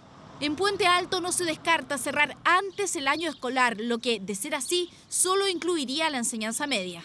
Es algo que estamos evaluando seriamente y en lo que queremos también tener la opinión de los apoderados. Cerrar el año escolar o no es una inquietud entre los apoderados. Una de ellos es Pabla Coloma, del Colegio Diego de Almagro. Me están comentando los papás acá que sí, sería una idea buena en todo. O sea, igual por el peligro que están corriendo nuestros niños. Se ha conversado bastante el tema, sí hay papás que están de acuerdo, hay otros papás que no están de acuerdo, porque igual no tienen con quién dejar a sus hijos en la casa. Salvo el Instituto Nacional y el Internado Barros Arana, no hay solicitudes formales para cerrar anticipadamente el año. Hasta ahora no hay, pero el subsecretario Figueroa fue claro. Son los sostenedores de los colegios los que deciden si requieren, por emergencia o por motivos excepcionales, poner fin al año escolar 2019. Bueno, diversos cuestionamientos, incluso de alguno de sus integrantes, recibió la determinación presidencial de convocar al Consejo de Seguridad Nacional. Los líderes del Congreso y el Contralor General de la República manifestaron en público y también en privado, respectivamente, sus reparos. La Moneda defendió la decisión. Fue la segunda vez que el presidente Sebastián Piñera citó a una reunión del Consejo de Seguridad Nacional, instancia que no era convocada desde 2014. El jueves, en medio de la crisis social, las más altas autoridades de gobierno, del Poder Legislativo, el Contralor General de la República y los máximos líderes de las Fuerzas Armadas y de Orden se volvieron a reunir en La Moneda. Un estallido social que ha tenido diversos hechos de violencia, motivo por el que se citó al COSENA, convocatoria que provocó cuestionamientos de algunos de sus asistentes. Aquí no hay una amenaza sobre la seguridad nacional y, por lo tanto, esta convocatoria tiene efectivamente vicios de constitucionalidad. Críticas a una convocatoria que también habría realizado la cita el contralor Jorge Bermúdez, quien tras escuchar y ver los antecedentes expuestos por el gobierno, habría afirmado que no era necesario convocar al COSENA porque los datos aportados no demostraban que la seguridad nacional estuviera en peligro. Y a menos de 24 horas de la reunión del COSENA, esta fue la única aparición del presidente de la República ante los medios de comunicación en La Moneda. Ya, muchachos, déjenme en paz. No podemos, presidente. ¿Saben qué es lo único que no se filtra en La Moneda? A pesar de los cuestionamientos, el mandatario no quiso responder las preguntas de la prensa. Ha sido un gusto verlos. Una preocupación por la fuerza de medida, presidente. ¿Hay preocupación por la situación de derechos humanos, presidente? Lo que se generó fue confusión, incertidumbre, duda en la ciudadanía respecto a por qué el presidente convoca al COSENA. ¿Va a regresar las Fuerzas Armadas a la calle? No puede ser una mirada de un gobierno en particular. Y es por eso que el presidente cita al COSENA para poder escucharlos a todos y finalmente ver cómo mejoramos el tema de seguridad en un ambiente extremadamente complejo como el que hemos vivido. Defensa a la determinación del presidente que hace 5 años había convocado al Consejo la víspera del fallo de La Haya tras la demanda presentada por Perú. La reunión de este jueves provocó críticas de la oposición y reparos en algunos miembros del oficialismo. El gobierno no puede seguir con estas agendas que son más mercado, ni con una agenda que busca solo generar la represión y entender que por la fuerza va a aplacar un movimiento que es muy profundo de desagrado con el modelo de sociedad que hemos construido. Hay que mirar que hay un problema de orden público y hay un problema de paz social. Y si las medidas fuertes no son paralelas, o primero las sociales, esto no va a parar. Eso lo repito y lo creo, lo digo respetuosamente. Yo tengo claro que el presidente y su equipo y el segundo piso opinan distinto. Si es el momento, no, la verdad es que ya se hizo el COSENA y creo que no quita, no daña en nada.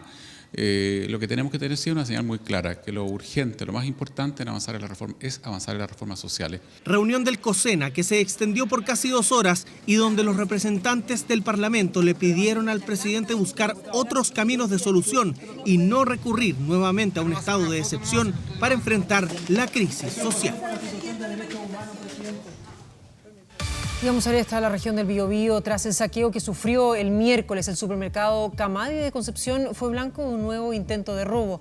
Pero esta vez fueron sus dueños, apoyados por amigos, los que enfrentaron a un grupo de cerca de 30 sujetos. Claro, es la tónica que se está dando entre los comerciantes, ¿no? Que han optado incluso por comenzar a proteger por sus propios medios los negocios que han construido durante toda una vida.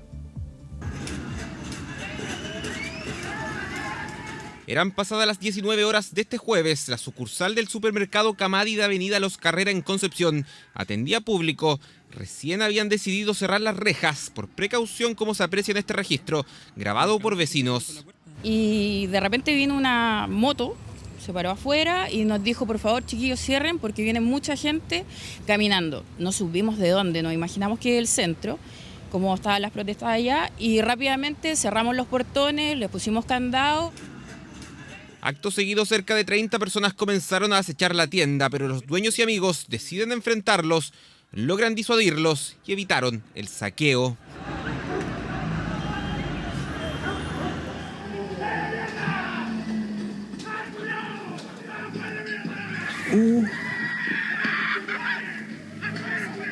Casi a la misma hora otra sucursal era vandalizada, pero acá fue un amigo de los dueños el que, alertado, ahuyentó al grupo literalmente con un palo en la mano, una tienda que ya había sido saqueada el día anterior. A medida que iban todos los intentos de saqueo de los otros locales, logramos hacer una masa crítica de 50 amigos que estaban patrullando por todos los locales. Y no solamente nos defendieron a nosotros, sino que a locales de amigos.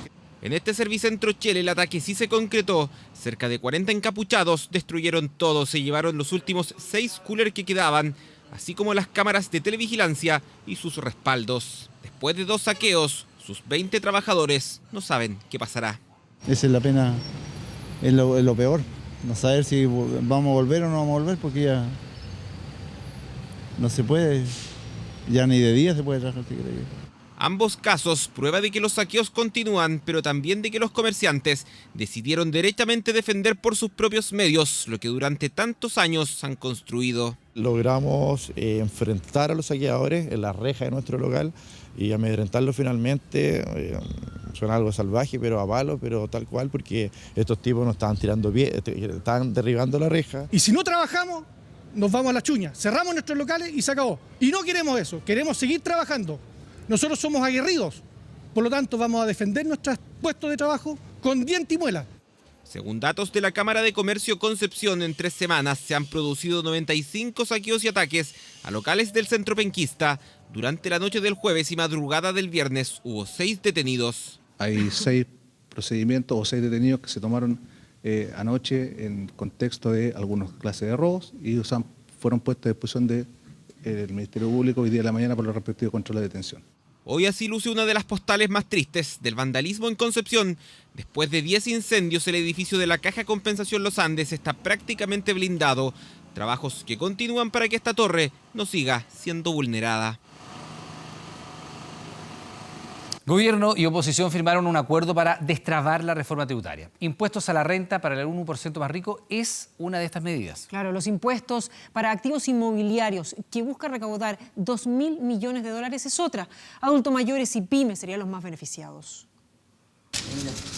Firma que tras año y medio de polémicas y discrepancias le abre el camino a la reforma tributaria en el Congreso. Un proyecto distinto al original, recalcó la oposición, uno que le cerró la puerta a la reintegración, el llamado corazón de la reforma del gobierno, que quedó en el olvido en un contexto social diferente, muy distinto al que reinaba cuando comenzó el debate parlamentario, encabezado hoy por un nuevo ministro de Hacienda. Un compromiso que se gestó este jueves y en menos de 24 horas se concretó en este documento.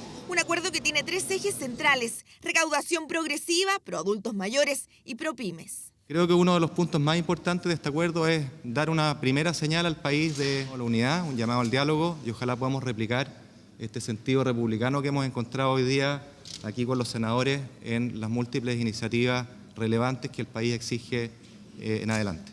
El proyecto permitirá recaudar 2.000 millones de dólares extras, monto que, entre otras cosas, servirá para financiar diversos proyectos, entre ellos los contenidos en la agenda social presentada por el gobierno. Un acuerdo que tras 21 días de movilización social tuvo apoyo transversal. Esto es distinto, porque se hace cargo no de lo que demandaba la oposición desde hace mucho tiempo, sino que se hace cargo de una demanda que hay muy fuerte y que nos lleva 3 semanas en una situación muy delicada en nuestro país, en la cual lo que se debe apuntar es a financiar una agenda social más intensa y más robusta y para lo cual requiere recursos. Estamos convencidos que el país necesita más entendimiento y menos enfrentamiento. Y creo que estamos dando un paso exactamente en esa línea. Y es lo que de alguna manera la ciudadanía le pide al Congreso, al Gobierno, que estemos capaces de ponerse de acuerdo. La iniciativa crea 2 nuevos impuestos. Un nuevo tramo del impuesto a la renta del 40% para quienes tienen los más altos ingresos, 84.000 contribuyentes que representan el 1% más rico de Chile. Además de un impuesto a los activos inmobiliarios, a las viviendas de 400 millones de pesos de avalúo fiscal, unos 800 millones de pesos. Creemos que la recaudación de los 2.000 millones de dólares permite enfrentar temas que estaban hoy día en la agenda del país, de la demanda ciudadana, y queremos ser muy consecuentes con esta señal de decir, tenemos capacidad de entendernos, capacidad de llegar a acuerdos, por mucho que tengamos profundas diferencias, pero el país hoy día nos exige y nos requiere. Todos aquí tenemos que renunciar a muchas cosas que consideramos legítimas, pero el bien del país, y más aún en estos momentos, el bien del país así lo exige. Los adultos mayores también se verán beneficiados por el aumento del pilar solidario que mejorará las pensiones de 1.600.000 personas y la exención de contribuciones para este grupo etario de acuerdo a sus ingresos. esto es una mesa que tiene dos patas. Ingresos por un lado, pero es nuestro deber como gobierno asegurarnos que estemos gastando bien esos recursos. Hay espacios para mejorar el gasto, hay espacios para mejorar las prioridades, particularmente los programas sociales, hay espacios para mejorar la productividad de nuestro gasto público y ese es mi compromiso y espero se vea reflejado en el próximo presupuesto. Acuerdo del Senado a una de las reformas que más debate provocó los últimos meses. Un proyecto que llegará a la Comisión de Hacienda para después ser discutido en sala. Primer paso, dice el gobierno, un avance para dar respuesta a las demandas sociales, plantea la oposición. Y justamente el acuerdo tributario anunciado por el ministro de Economía espera traer beneficios directos a parte de la población de adultos mayores del país en materia de contribuciones. Ahora, lo interesante es saber cómo ven ellos estas medidas y de qué manera los podría beneficiar. Lo vemos en el siguiente informe. Justo abajo del Cerro Santa Lucía hemos quedado con Juana. ¿Cómo le va? ¿Hace cuánto tiempo que trabaja aquí usted? 23 para 24 años. Por la jubilación que tengo, yo tengo que seguir trabajando, como sea. Artesanía mapuche, alfombra, ¿Ya? poncho. ¿Y trabajan muchos jubilados acá? La señora de aquí es jubilada. Yo soy jubilada y el caballero que estaba conmigo es jubilado, el de la ocarina también. Don Francisco. ¿Y usted es pensionado también? Sí, 110.000 pesos y de los cuales me descuentan 9 y 101.000 pesos al bolsillo. A metros de las marchas que desde este pequeño y escondido espacio resuenan en las paredes, estos artesanos ven con incertidumbre el futuro. De verdad que yo no sé, no le veo solución a esta cuestión. Acá no saben mucho de política, ministros o economía, pero aseguran vivir un escenario injusto. Lo que yo me enteré, que nunca me había enterado, que eran el que está más alto, no sé si el ministro de la Cámara, 9.500.000 y tanto, y después el otro 9.400.000 y tanto. Mucha plata. Probablemente los profundos problemas de desigualdad aún estén pendientes, pero se ha dado un paso. Uno de los ejes del acuerdo tributario espera beneficiar directamente a parte de la población adulto mayor.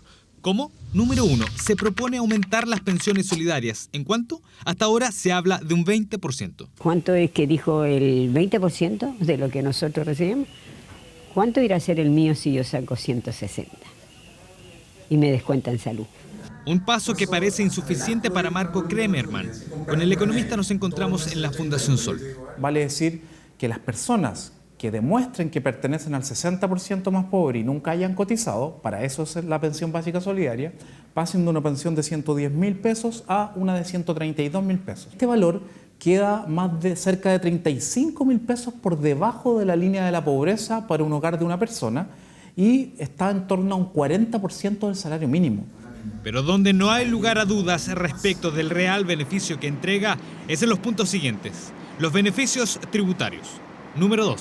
Se acordó que todos los adultos mayores que cuenten con menos de 660.000 pesos de ingreso y tengan alguna casa de hasta 128 millones no deberán pagar contribuciones. Una buena noticia según Jorge Torres, abogado tributario y ex director jurídico del Servicio de Impuestos Internos. Estas medidas son un gran avance para el país, realmente un gran avance. Porque esto realmente era lo que se buscaba, porque la gente que había comprado su propiedad muchos años atrás y después jubilada, no podía seguir pagando el impuesto territorial. Y en eso coincide con Kremerman. Es una medida positiva porque tenía que hacerse. La gran pregunta es por qué no se hizo antes, por qué ahora las cosas son viables técnicamente y hace un mes atrás no era viable técnicamente. Y número 3, quienes tengan como ingreso entre 665.000 y 1,5 millones pagarán 50% menos en contribuciones. Pero evidentemente un gran número de propiedades y un buen beneficio tributario. El proyecto deberá transitar por varias etapas antes de ser efectivo, sin fecha aún para que sea realidad, mientras los longevos colegas de Juana pasarán esta noche cuidando la Galería de Artesanos, su único complemento a una jubilación que esperan mejorar. Me tenían plata, ya se vendió un poco. Bueno, y pese a la suspensión de la Teletón 2019, la atención de los 30.000 pacientes está asegurada hasta abril del próximo año. El aporte de las empresas mantendrá los institutos durante unos meses, pero es vital el aporte de cada una de las personas.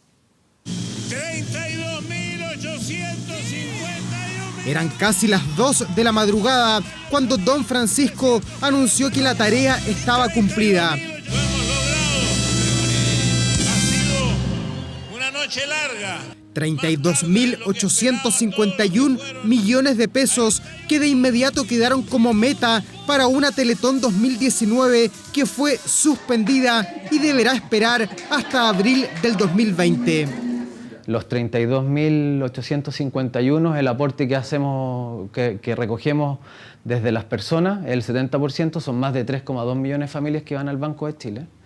El aporte es principalmente vía presencial en las sucursales del banco. El aporte promedio total son más de 7.000 pesos. No habrá Teletón en noviembre, pero las atenciones en los 14 centros del país están aseguradas. Las 23 empresas auspiciadoras aportarán 5.500 millones comprometidos y el resto tendremos que juntarlo entre todos el próximo 3 y 4 de abril.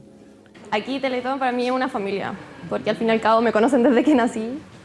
Alexandra tiene 20 años y los 20 los ha vivido como paciente de Teletón. Gracias al aporte de todos, a lo largo de su vida ha recibido más de 10 prótesis que hoy le permiten realizar una vida sin contratiempos.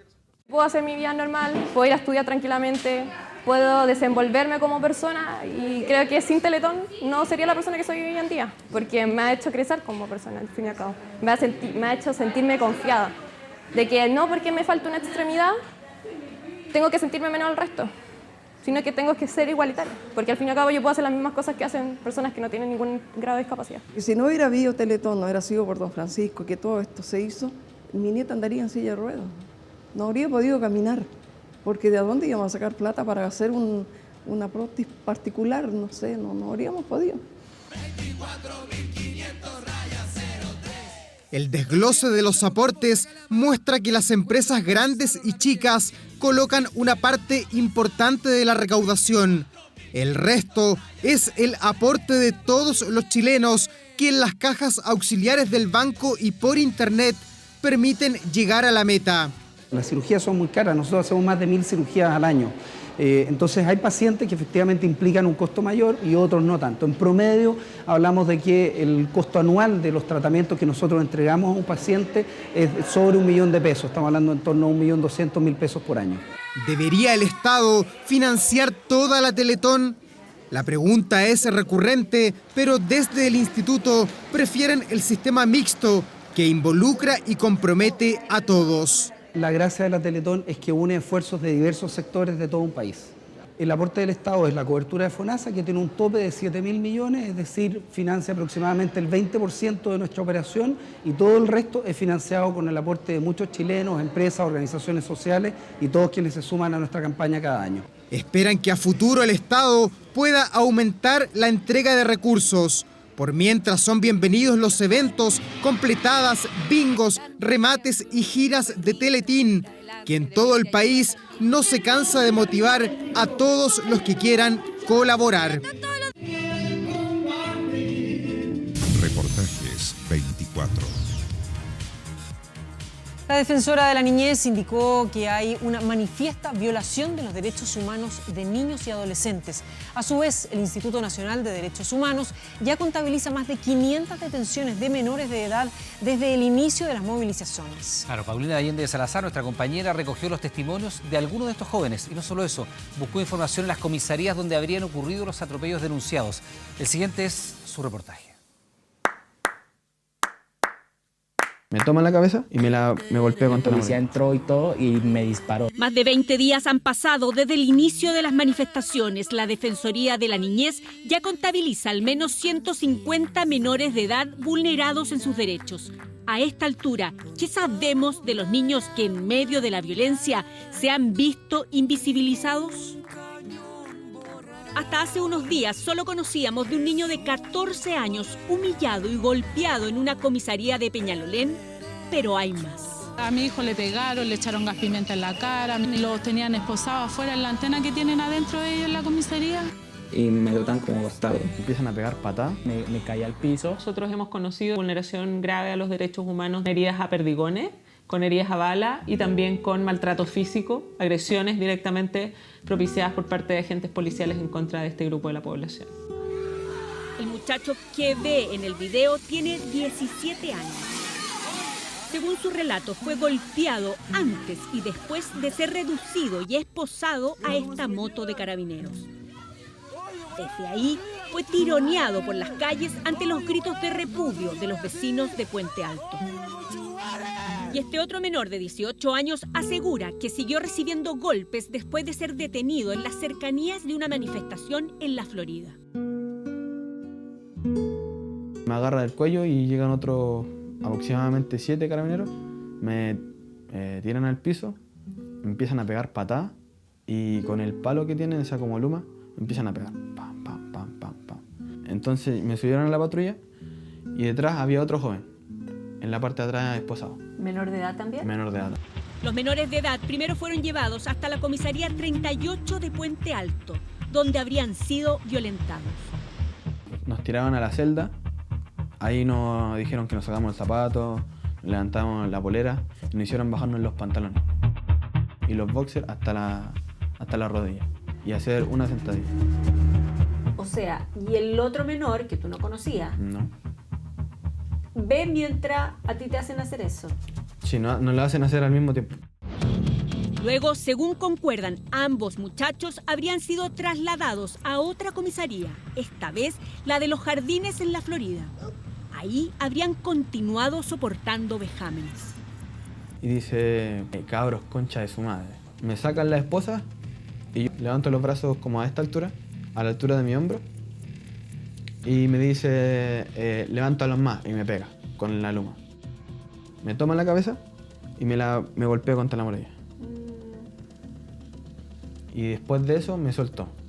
Me cerró el calabozo y yo al lado escuchaba como el otro joven gritaba por ayuda porque decía, ya, paren, dejen de pegarme. Según los muchachos, las burlas y los maltratos no se detuvieron hasta el último minuto cuando llegan sus padres. Mi mamá le pasó un polerón a una carabinera y esta carabinera, en vez de pasármelo directamente a mí, fue al baño. Y en el water metió la manga del polerón y me la pasó. Yo le dije, yo no me voy a poner eso. ¿Pero tú viste eso? Yo vi eso. En el excusado que ocupan todos los que están en el calabozo de Los Jardines. Acá lo que no debemos perder de vista, y es importante que la ciudadanía lo entienda, es que incluso en las circunstancias en que la policía detiene a una persona que puede estar imputada por un delito, eso no permite a ningún funcionario policial generar acciones que impliquen maltrato, agresiones. Fuimos a ambas comisarías a preguntar por las denuncias de los jóvenes. En la 38 de Puente Alto dijeron que nos llamarían para concretar una entrevista y atender nuestras dudas, pero hasta hoy nada. Y en Los Jardines de la Florida la situación fue distinta. Lo que queremos es hacer algunas preguntas con respecto al tratamiento que se ha dado a los detenidos durante los últimos días de las manifestaciones aquí en la comisaría. Ante nuestra insistencia por recabar antecedentes sobre las detenciones de los muchachos, nos dicen que acá no hubo el viernes 18 de octubre detenidos. ¿Ningún detenido? La unidad como no cuenta con los espacios suficientes de los calabozos. Pero yo tengo a lo menos 2 testimonios que nos dicen que estuvieron primero en la 38 de Puente Alto y luego estuvieron en la comisaría de Los Jardines. Pero no nos detuvimos en nuestra solicitud. ¿Pero y por qué si es público no me lo muestra? ¿Tiene un nombre? Sí. Me lo facilita. Hasta que finalmente nos permiten ver los libros de ingreso, que tal como lo establece la Constitución, y nosotros insistimos en ese punto, son públicos. Luego de revisar el material al interior de la comisaría, podemos concluir con claridad.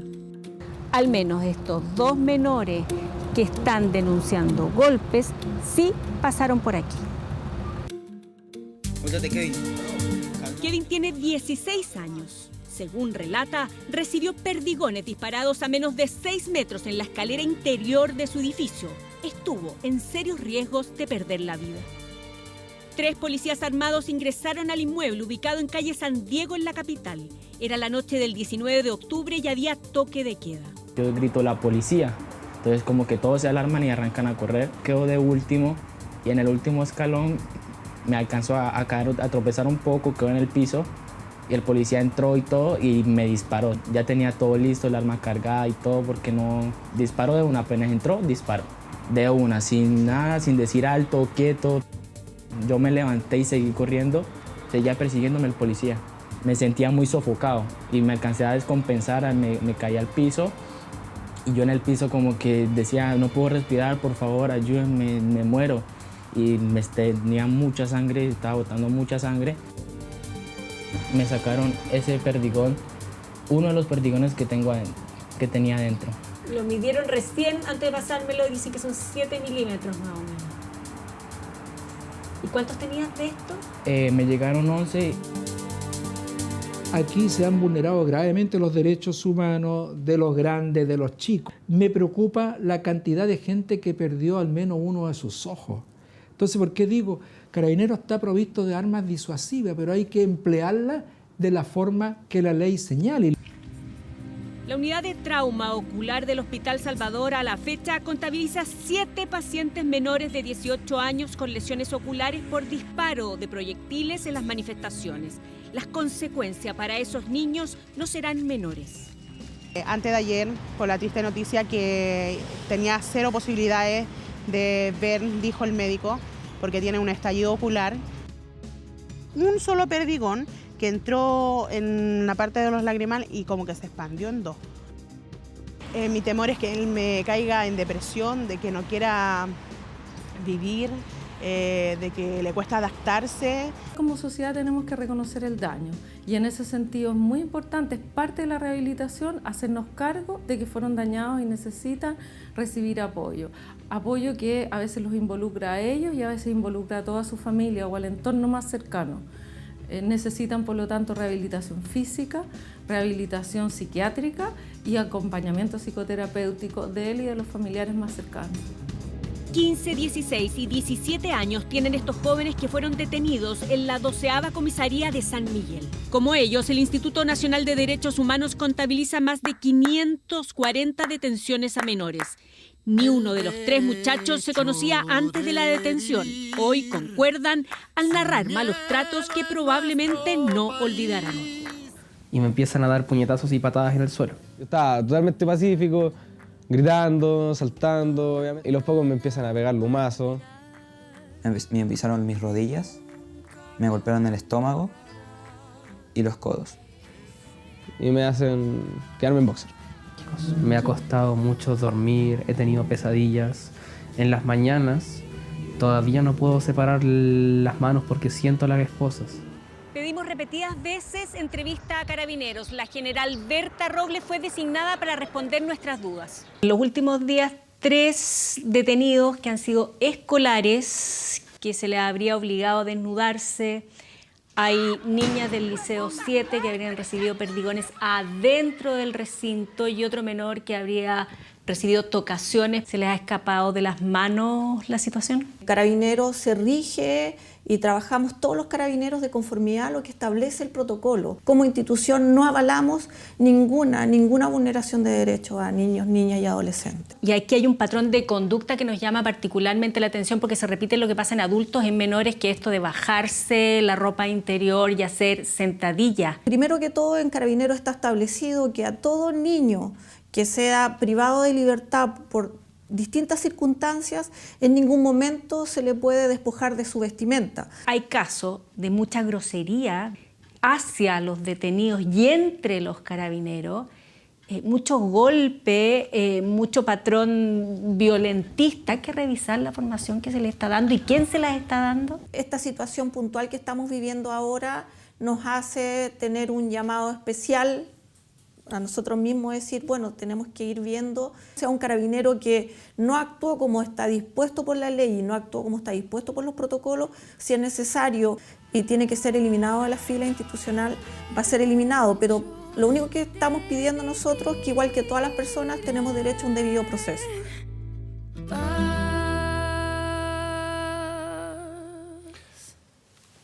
Bueno, y a propósito de lo que estábamos viendo recién, por supuesto, hay un informe de Naciones Unidas sobre esta materia. Expertos independientes de la ONU consideraron hoy el uso excesivo de la fuerza de las autoridades y los actos de violencia en el marco de las protestas que sacuden Chile hace 3 semanas. Un grupo de expertos externos de Naciones Unidas nombrados por el Consejo de Derechos Humanos aseguró a través de un comunicado que la violencia nunca puede ser la respuesta a las demandas sociales y políticas de la población. Claro, los especialistas señalan que el elevado número de heridos y la forma además en la cual se han utilizado las armas no letales, lo que vimos recién en el reportaje de Paulina Allende, por ejemplo, parece indicar uso excesivo de la fuerza y además viola los requisitos de necesidad y proporcionalidad.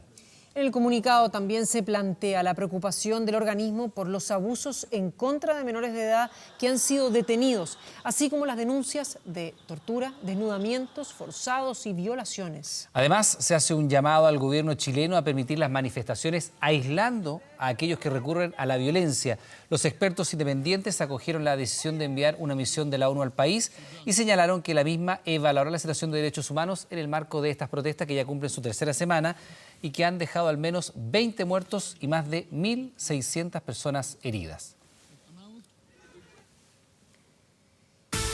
Y en materia internacional, el expresidente de Brasil, Luiz Inácio Lula da Silva, salió de la cárcel este viernes tras pasar 1 año y 7 meses en prisión, acusado de corrupción y lavado de dinero. Bueno, un fallo del Tribunal Supremo de Brasil benefició al exmandatario al determinar que los presos solo pueden ser encarcelados cuando termine su juicio.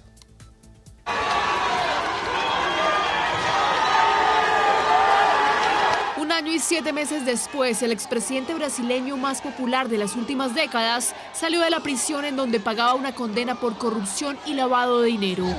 Lula, guerreiro do povo brasileiro.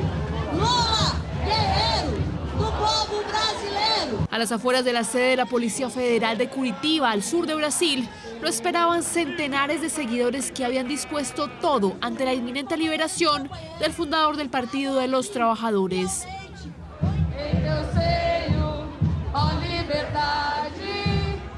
El himno de Brasil y una multitud de cánticos y pancartas antecedieron el discurso de Lula da Silva, quien agradeció la lealtad de sus seguidores y criticó la operación de Lava Jato que lo mantuvo en prisión durante 580 días. Yo no pensé que el día de hoy podría estar aquí, compartiendo con ustedes, que me dieron fuerza para resistir el lado podrido del Estado y de la justicia brasileña, que trabajó para criminalizar a la izquierda, criminalizar al PT y criminalizar a Lula. La liberación del ícono de la izquierda brasilera se dio este viernes, luego de que un juez federal ordenara su salida citando el fallo del Supremo Tribunal de Brasil, en el que se determinó que los condenados en segunda instancia pueden permanecer en libertad hasta que se agoten todos los procesos judiciales.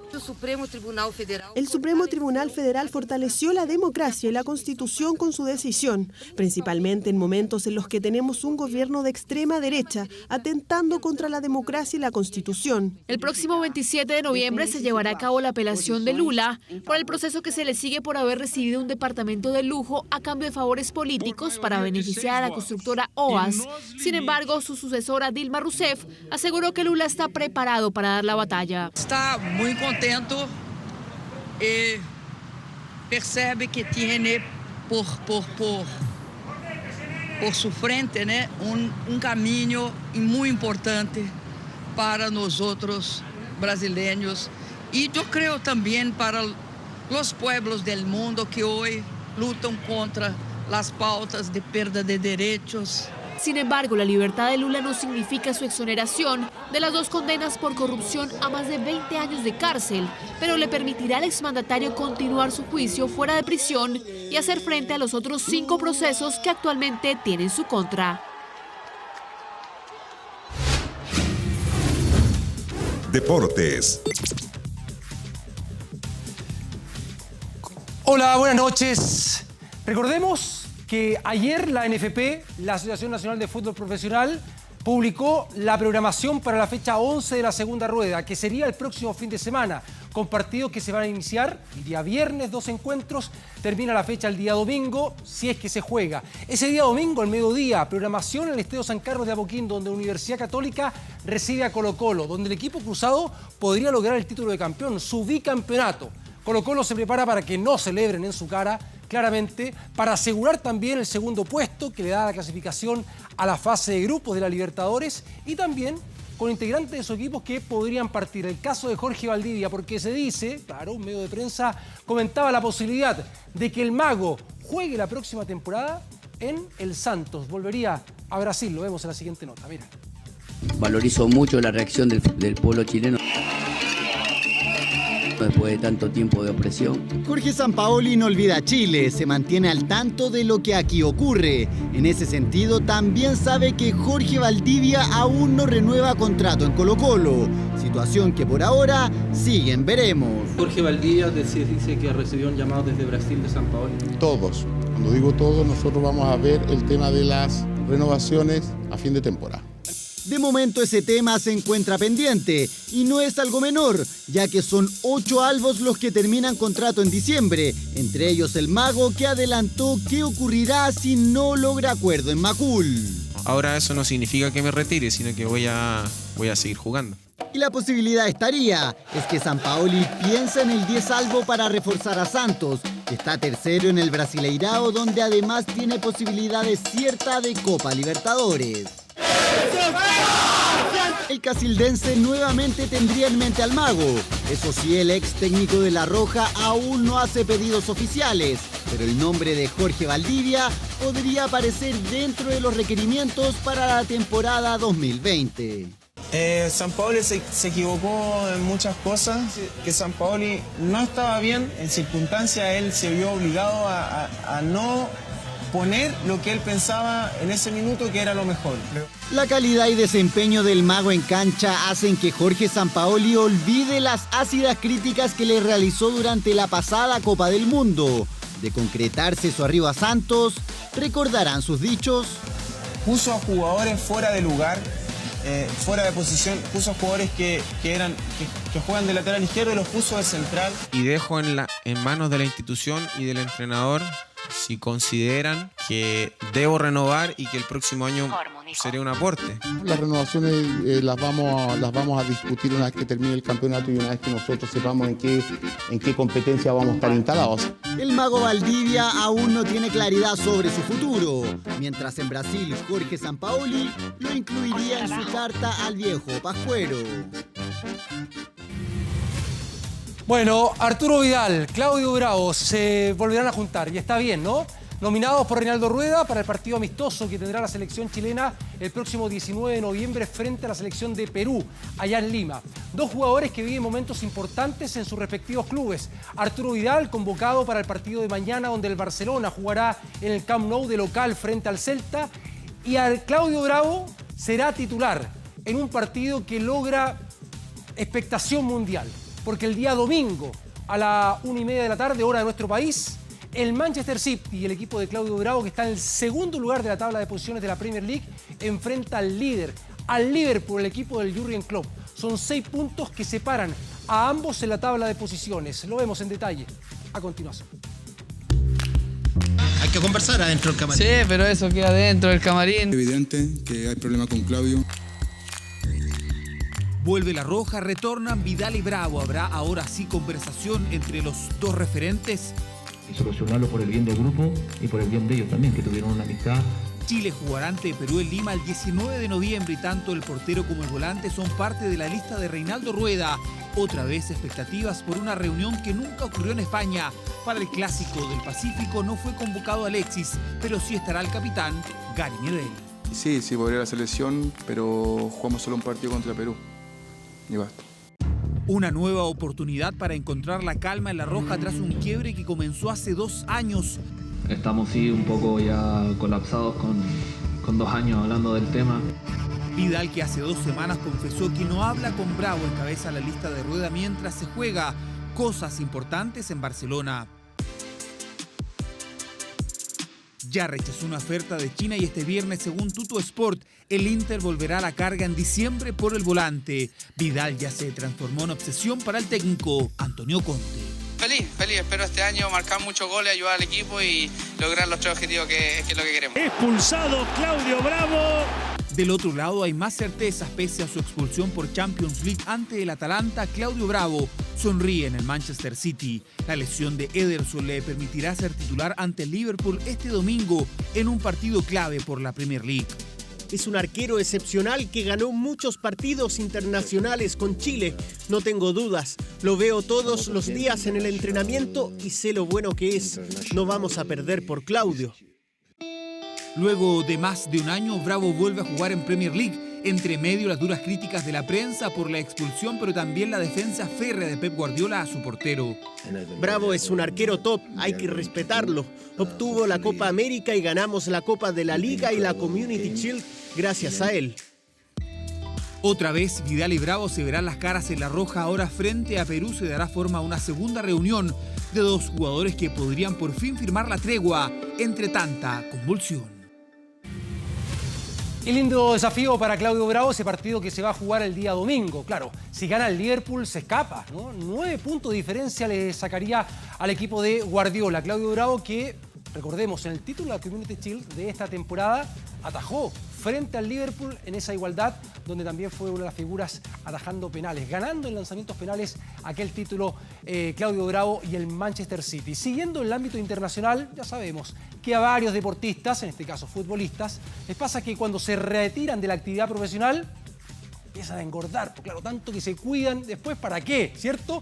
La imagen que da la vuelta al mundo es Samuel Eto'o, que volvió a una cancha, no obviamente en el profesionalismo, pero en un partido amistoso. Mira lo que pasó. El 7 de septiembre, Samuel Eto'o colgó los botines. Este fue el último gol en su carrera a los 38 años jugando por el Qatar Sports Club. Así está 2 meses después.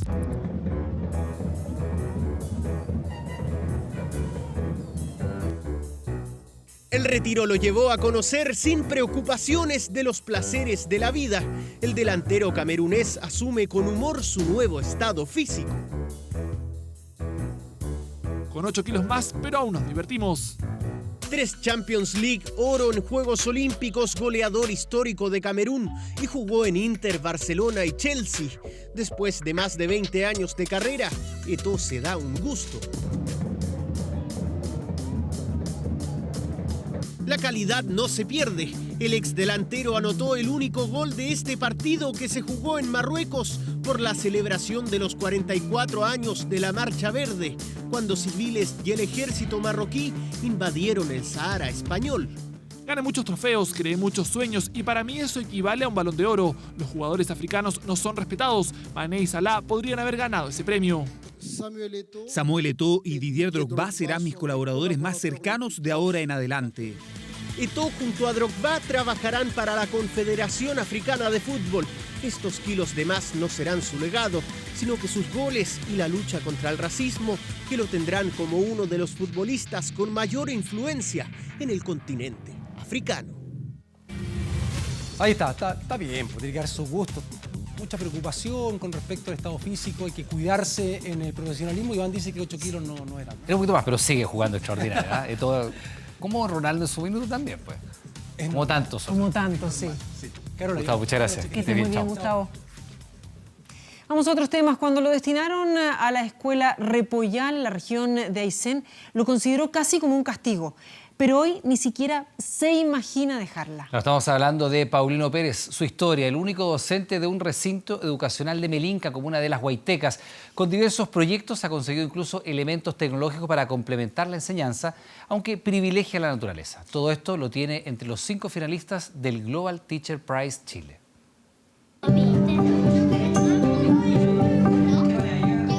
¿Qué dice la número 3? Estos son los estudiantes de la Escuela Unidocente de Repollal, en Melinca, una de las islas de la región de Aysén. Son 19 alumnos, tienen entre 6 y 13 años y cursan desde primero a sexto básico. Aquí estudian y desarrollan diversas habilidades. He aprendido a bailar. Giramos hacia allá y nos vamos hacia los camarines. Hagámoslo, a ver. El espacio para jugar. Como se está moviendo, mira, se ve ahí con la lupa, se ve mucho más. ¿Y eso qué? Tocar instrumentos. La música. Yo, a pesar de ser nueva, siempre me tratan con un cariño así. Aunque no me conozcan bien, se dan el tiempo de conocer. Son los estudiantes de Paulino Pérez, uno de los 5 finalistas del Global Teacher Prize Chile. Aquí se trata en lo posible de quitarle el estrés a los niños. Ni siquiera hay tareas para la casa algunas veces. La casa es no para seguir haciendo tareas desde mi punto de vista, para acostarse un rato, para abrazarse. Es que lo que pasa es que aquí los niños se sienten más libres, po. Esa es la gran diferencia entre el Liceo Melinca y la Escuela Repollal. Para conocerlo se debe viajar 24 horas en barcaza desde Coyhaique o 1 hora en avioneta rumbo a uno de los aeródromos más peligrosos de Chile. Y como si fuera poco, otros 40 minutos más en camioneta. Paulino tiene 38 años, nació en Quellón y siempre quiso estudiar pedagogía. Él es el responsable de forjar el futuro de estos niños. Bienvenida a la escuela. Hola, Paulino. Hola, ¿cómo va? Lo invito a conocer. Gracias. Me gusta leer, me gusta la historia, me gusta la matemática, me gusta la actividad física, la música, el arte también. Entonces, una de las carreras donde tenía todo, pedagogía. No se ganaba mucho, pero además tienes vacaciones. Una educación sin muros. Tienen la naturaleza, pero también la tecnología a la mano. ¿Cómo lo hizo el compañero? Tocan diferentes instrumentos y otros aprendieron el chamamé, baile típico de la Patagonia. Ahora sí agarraste bien el paso, José, bien. Paulino aprovecha el entorno para que ellos descubran el mundo en detalle. Vamos a comenzar viendo plantas y flores.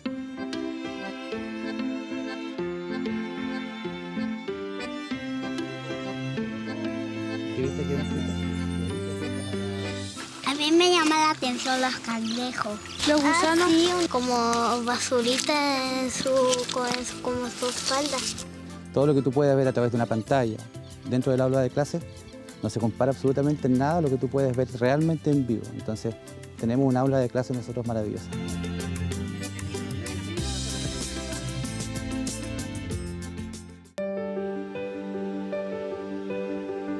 Tiene problemas que le cuesta aprender por un tema de que fue trasplantado. Y acá la ha hecho muy bien.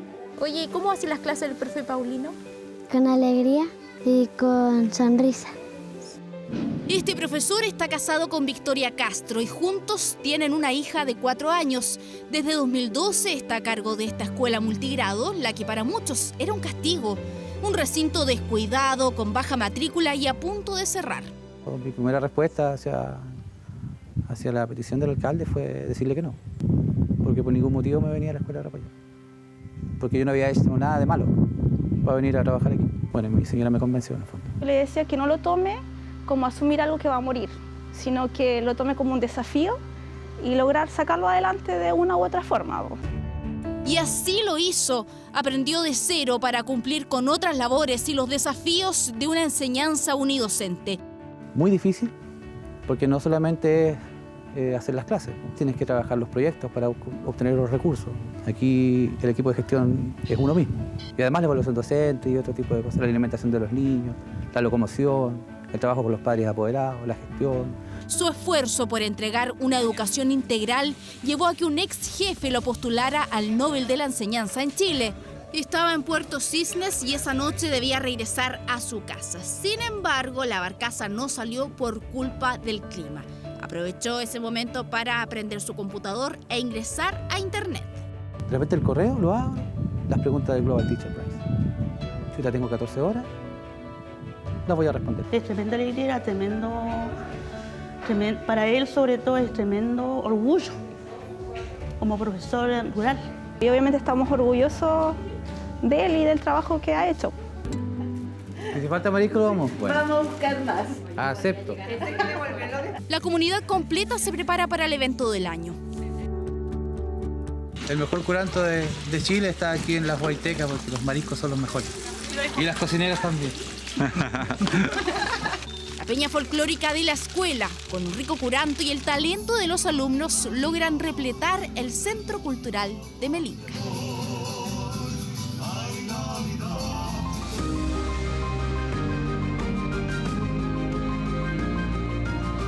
Para mí ha sido como nuestro segundo papá. Más que un profesor, él hace de todo con nuestros niños. ¿Te puedes dar cuenta qué marisco es?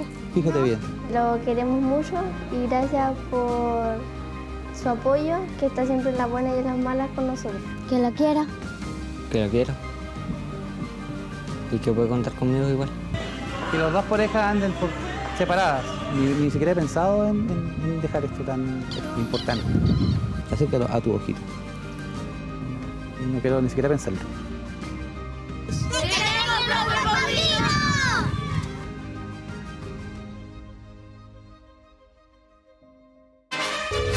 auspicio de Elite Professional.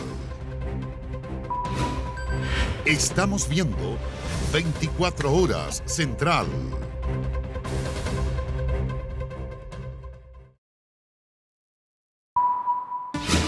Último minuto. Hace pocos minutos, Carabineros informó que detuvo a un sospechoso de quemar esta tarde la Universidad Pedro de Valdivia en Providencia. El detenido de 19 años fue seguido por un funcionario de civil y grabado cometiendo el delito según Carabineros. A esta hora está en un cuartel policial para ponerlo a disposición de los tribunales durante el día sábado. El OS9 intenta descubrir si es parte de una organización o si actuó solo. Según los investigadores, hay pruebas contundentes para imputarle este delito. Según los incendios involucrados en el siniestro que aparecen en este video, también son buscados por el personal policial a esta hora. Vamos a escuchar declaraciones del rector de la Universidad Pedro de Valdivia, Rafael Rosell, sobre este siniestro. Soy Rafael Rosell Aike, el rector de la Universidad Pedro de Valdivia. Estamos aquí en nuestra casa central, que fue vandalizada hoy día en horas de la tarde. Esta casa central, que es un patrimonio nacional, es una pérdida gigantesca para nuestro país, una casa de 1916. Es una pérdida también para la educación superior chilena, porque el derecho de nuestros estudiantes a estudiar ha sido vulnerado, su derecho humano. Somos una universidad. Y el siguiente registro que vamos a observar es uno conseguido hace tan solo instantes y que muestra cómo un patrullaje aéreo de un helicóptero de la Prefectura Aeropolicial es perturbado por emisiones de decenas de punteros láser de manifestantes, esto en el sector de Plaza Baquedano. Claro, actitud que de acuerdo al Código Aeronáutico Nacional constituye un delito. A estos elementos están prohibidos porque además pone en riesgo la seguridad del vuelo. Como usted observa, van apuntando directamente a la cabina y también, por supuesto, la integridad de los tripulantes de esta aeronave. Registro conseguido hace solo minutos en el sector de Baquedano por este helicóptero institucional que estaba sobrevolando la zona, como ha sido anunciado por el Ejecutivo, que ha señalado que se van a redoblar los servicios aéreos en la ciudad.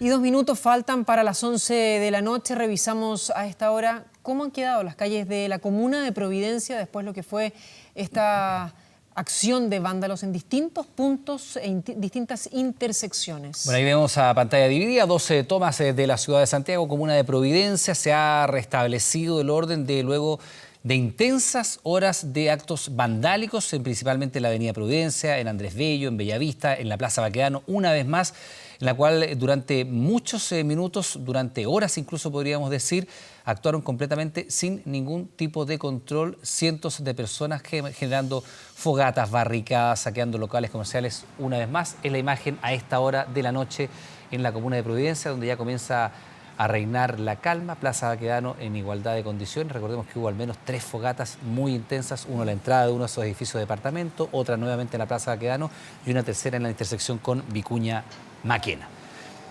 Información, y así concluye entonces esta noche de viernes. Vamos a revisar información de nuestro sitio 24horas.cl.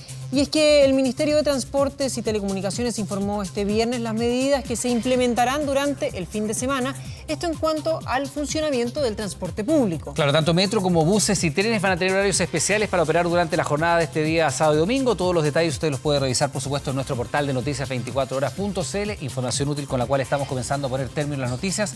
Como siempre, por supuesto, dándole las gracias por estar junto a nosotros y dejándolo invitado a sintonizarnos desde temprano. Vamos a estar atentos a lo que ocurra en Santiago y en el resto de las principales ciudades de nuestro país. Que tengan muy buenas noches. Buenas noches.